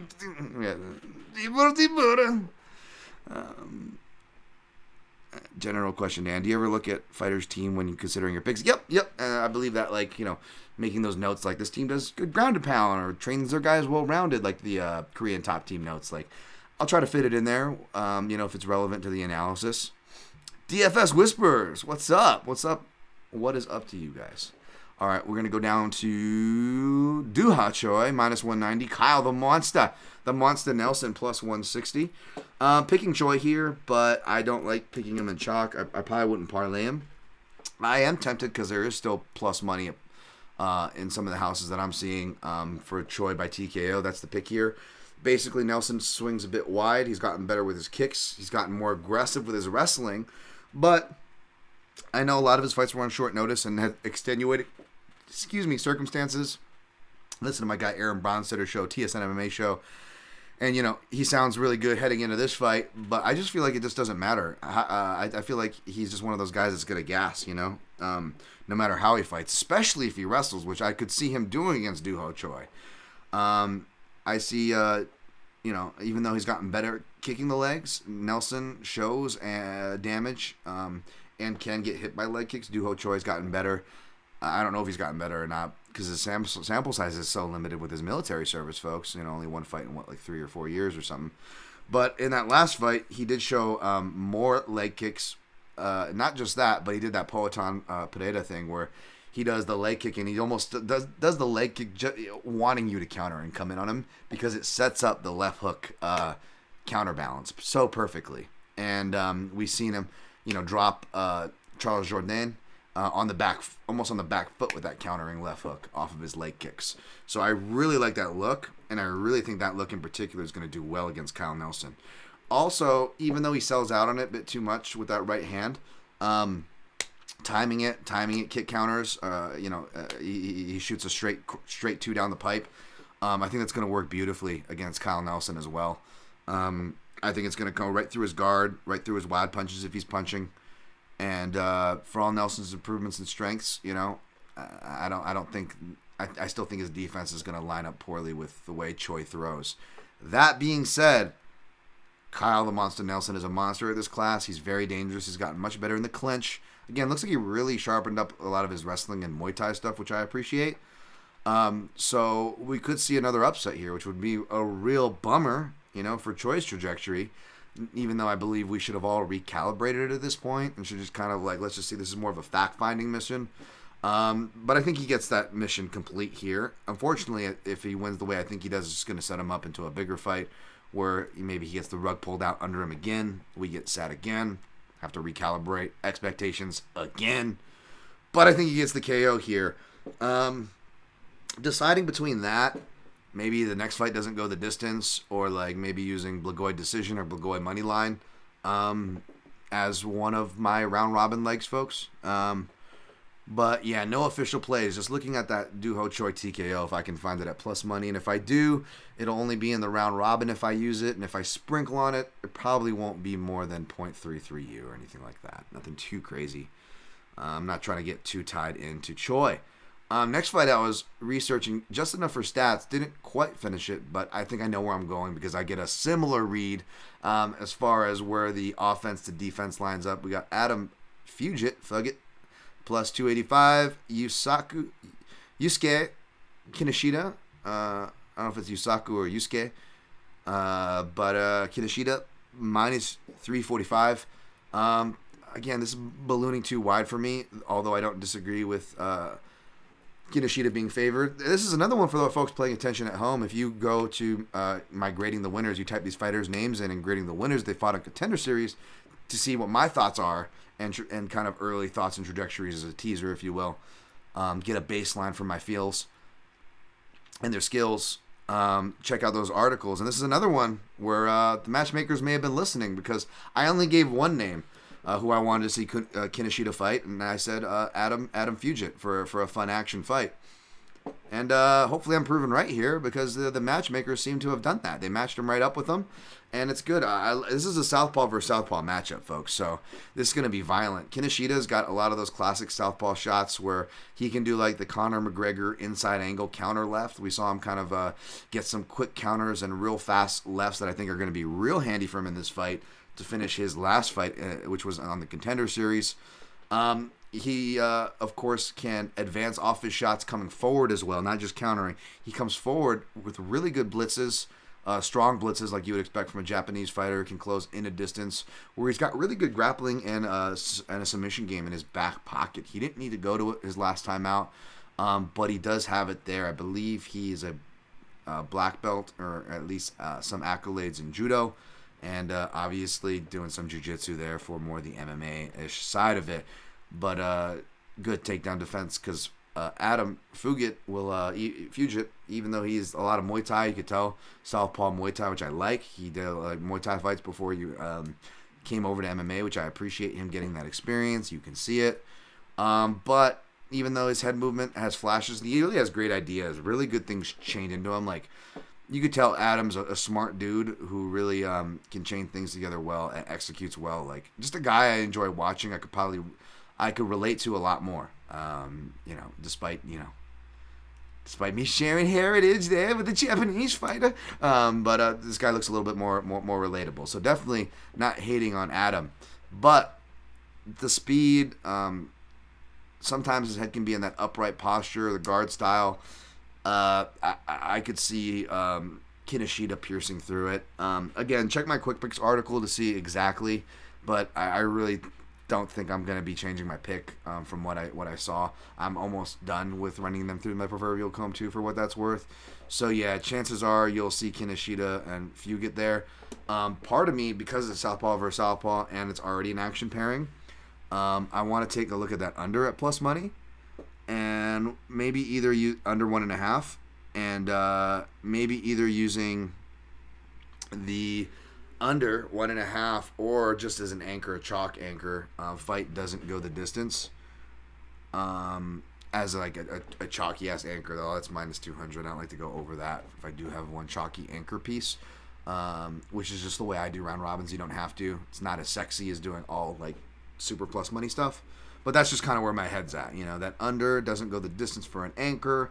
Do I maybe mix in a little bit of Duha Choi? Do I go kick for coverage with Blagoy? Do I go Blagoy plus 220 instead of plus 120 by doing Blagoy decision for the round robin? Knowing that if we don't hit it, at least we kick for coverage and we'll make that money back with the Blagoy if he cashes. Those are the things that are up for grabs on my final 2 round robin slots, whilst Lewis by KO and Jung by sub will be securing spots in the round robin for those playing at home. I'll recap everything I'm on for you guys as we go here. But the rest I'll go pretty fast because I didn't do much to road to the UFC. I know, Dan, you're Asian. You're just preaching and how important it is to look up regional fighters. It is, and it was worth your time. Unfortunately, the UFC, it wasn't worth the UFC's time to promote it. So how the hell is it supposed to be worth any of our time? Or my time, or how am I supposed to tell it to be? It's supposed to be worth your time, and I'm supposed to preach to you because they don't even give a shit about it, man. Which again, it's not surprising with both the content business models and just the way they traditionally treat Asian talent in general. Historically, the company has not a surprise at all for all those reasons. Although, sadly, I don't even think the latter even really matters. It's just that's how big of a monster they become. It's this, the snake eating its own tail in some ways there. But yeah, no, I just didn't have time to do it. What was going on in Singapore and Abu Dhabi? Shouts to those who did. I tried to share those who did because I had a feeling I wasn't going to get to it. So I shared my guy, by the way, who definitely deserves shouts on the analyst thread. My guy Fanyo from the Fight Site, who you should follow. And we got also my guy Billy Ward at Psycho Ward. I think there's some numbers in there, but I retweeted it at Dan Tom MMA. Both those go down. Follow both those people. Good analysts there. Really good analysts, I should say. Fenyo and dude, my guy Billy Ward for betting analysis. But that you want to talk about dudes who actually did it? Billy Ward actually did it, man. He's fought guys who have fought in the UFC, and he's out there, sharing his insights. So he's another good follow there too. My guy Psycho Ward. Shout out to Billy Ward there. If you guys want information for those, I do not have them. I don't even know who I'm picking between this pick-up between Jaka Saraji, apologies if I mispronounced that, and Anshul Jubli. I believe that's a fight that my guy Psycho Ward actually has a strong opinion on because he said he had a strong opinion on the pick-up, right? Of course, we got Lee Jeong-Yang, minus 240 over Iza, plus 200. Rinya Nakamura is one I'm familiar with because he's a really good wrestler. Minus 450, opposite, and he's also the only other southpaw listed on this card. Not that it matters because he's a wrestler. And Toshiomi Kazama, plus 360 comeback on him, does not have UFC level experience, much less UFC level southpaw experiences to compare to. So I assume the wrestler will roll. Again, did not research these fights. Hyung Sung Park, minus 190. Sunguk Choi, plus 160, and nothing to say there. Mandy Baum, I'll be rooting for her because I believe she'll have my guy Dennis Davis in the corner, plus 235. Ji Yeon Kim, minus 280. Fire Fist, she's a big favorite even though she's lost 4 in a row, but there's arguments she won some of those fights. Closely contested, she's always game. So, she'll probably win there, but who knows? We'll see. Mandy Baum, maybe she finally turns a corner. Who knows? We'll see what I end up picking. But I wouldn't put my opinion too seriously there, and I certainly won't be targeting the fight. Or doing my crazy due diligence for it for what that's worth, just being honest. Not proud of it, just being honest. We got my guy Iron Turtle getting buried under the card with some other random matchup where it makes no sense. And Dennis Tululin, I believe, is a guy who also works at Extreme Couture and seems like a fun guy. Plus 190 comeback on him. Not trying to hate, but again, why the hell is this matchup being made? Like we just had Iron Turtle face Joseph Holmes for no reason, What is the point of this? Like, again, if he wants to stay busy, fine. Or they were trying to put Korean people for the Korea card that's no longer happening in Korea. Now we're flying them all the way out to bury this guy on the prelims. It just doesn't make sense. And I feel bad not giving my attention because the prelim card that I'm skipping through, folks, is better than their main card, like per usual. But, again, there's only so much time in the week. Shouts to the Vivisection people who are able to somehow get through it all. And I have to prioritize what I get paid to do, which is another reason why I hate that they're showcasing so much bullshit on main card these days. A bunch of middleweight, light heavyweight, and heavyweight slog that nobody freaking asked for. It's incredibly annoying. Again, there's no clear information that UFC give a shit about you or its product or the fighters. It's just about making the end. And it's got us all complicit to certain degrees, varying degrees. Whether it's us as media covering it, you as fans voting with your dollars and supporting it, we're all complicit to it, man. The UFC has really done it to themselves. You got to give them a hand from a fucking business perspective, I guess, right? They've really created that corporate ecosystem that runs itself. So fun, so colorful, so passionate, right? Yay. There we go. We got my guy Mushroom giving his picks. He's got bombed by decision. I hope that cash is free. It's probably a nice number on that for a degenerate play. Last fight, by the way, Tatsuro Taira minus 1150 versus Jesus Santos Aguilar plus 750. I think Aguilar was on Contender Series, but I didn't look at my grading the winners yet. You guys can look them up. Gonna be willing to bet that I didn't say he should be matched up with Taira. That matchup doesn't make much sense at all. But again, maybe we should be glad that they're bringing along fighters slow, but that would be probably giving them too much credit because they don't cultivate talent. It seems like it's by accident when they do. So we're at the 2-hour mark. That does it for that breakdown. I will recap my meaningful picks of the fights that I really covered on Bellator and picks for UFC that I made. The rest, of course, will be finalized, and you can see on Fight Day every day at Dan Tom MMA on Twitter is mainly where you can find me. I post all that stuff. You guys want to share this stuff, tag the podcast. I'll share you guys at the PYN podcast on all social platforms. Likes and follows, subscriptions really are appreciated. I don't pollute your feed. I don't post from those things a lot. I don't even post as much as I should, to be honest. I don't even do as much of that engagement bullshit as I should, to be honest. Hell, I tried to get 33 likes just to go and do this, and I think I came just shy, like 32 or something. Like, believe me, folks, I'm not getting much of that. So it's appreciated. Any help is appreciated. You know, there's a lot of bullshit out there that seems to have a fucking ton of follows. A lot of places that, you know, ask for your money. A lot of people that take your fucking money and do injustice with it. A lot of people that deserve your money who actually have places for it, like the Vivisection on Patreon. Whereas there's a lot of people who have fucking Patreons that fucking shouldn't probably have Patreons and are still taking your money and have no fucking shame, which is just gross. At least I'm not doing that for what it's worth, folks. So you don't got to give me anything. You don't even got to do the click-throughs that pretty much is a way of supporting the show for free. But if you share your positivity, your respect, your love, those only things honestly mean the most at the end of the day, especially with, like, I can't even go to the mentions or my news feed without seeing some kind of trash that either bumps me out or just sucks. So I appreciate the hell out of you guys at Dan Tom MMA, at the PYM podcast, mixedmartialanalyst.com for secure PayPal links, as well as the link tree at Dan Tom MMA. But mixedmartialanalyst.com, my website, this website that supports this here program, also has Amazon and On It links. If you shop at those godforsaken companies, you can ease your conscience. Click the link, do your shopping, and at no extra cost, small percentage of your purchase gets kicked back to this here program. And I'll do read-throughs for the Amazon list on who buys what. Not really who, because it doesn't tell us who. Don't worry, your information is saved, or is safe. But I appreciate that. Hopefully we'll be getting to, you know, all those things soon. Oh, by the way, shout out to my guy, Turmeric saved my ass this week. Shout out to my guy, D Love, Dustin Love.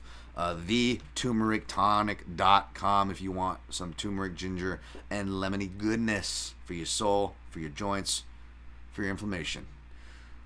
Maybe even your cognition, who knows? I don't know. But if you do use Protect 15, you can get 15% off of some turmeric if you want to try it. That's TheTurmericTonic.com. Hopefully I'll have a link in the bio there. Gonna recap picks and plays, and then we'll see you guys. We'll see this chat here, and then I'll recap actually.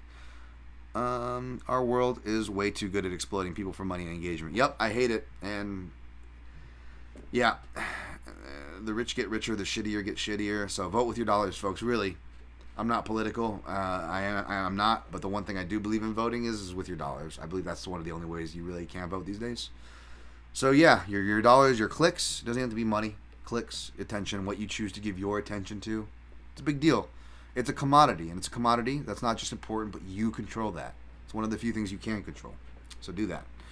Iron Turtle inside the distance, Mushroom MMA. Wishing you best of luck, sir. Crumbopolis Rose, and I must ask, are there content creators in MMA who call themselves analysts that we must stay away from? I'm not going to be a hater.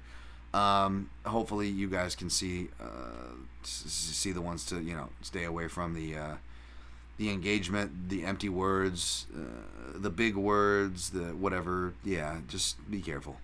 The only 3 shows I listen to, he says, are Jack Slack, PYN, and Jake Riggs. Oh, wow. Thank you. I appreciate that. That's fine company. And sometimes Heavy Hands. Heavy Hands, you should be subscribing to them, whether you listen to them sometimes or not, because they're a fantastic show. They deserve your subscription and listenership. That's great company to be a part of. To repeat my question, Rain Lamina, earlier, if she does rematch Zhang Wei Li, what would Andrade's strategy be?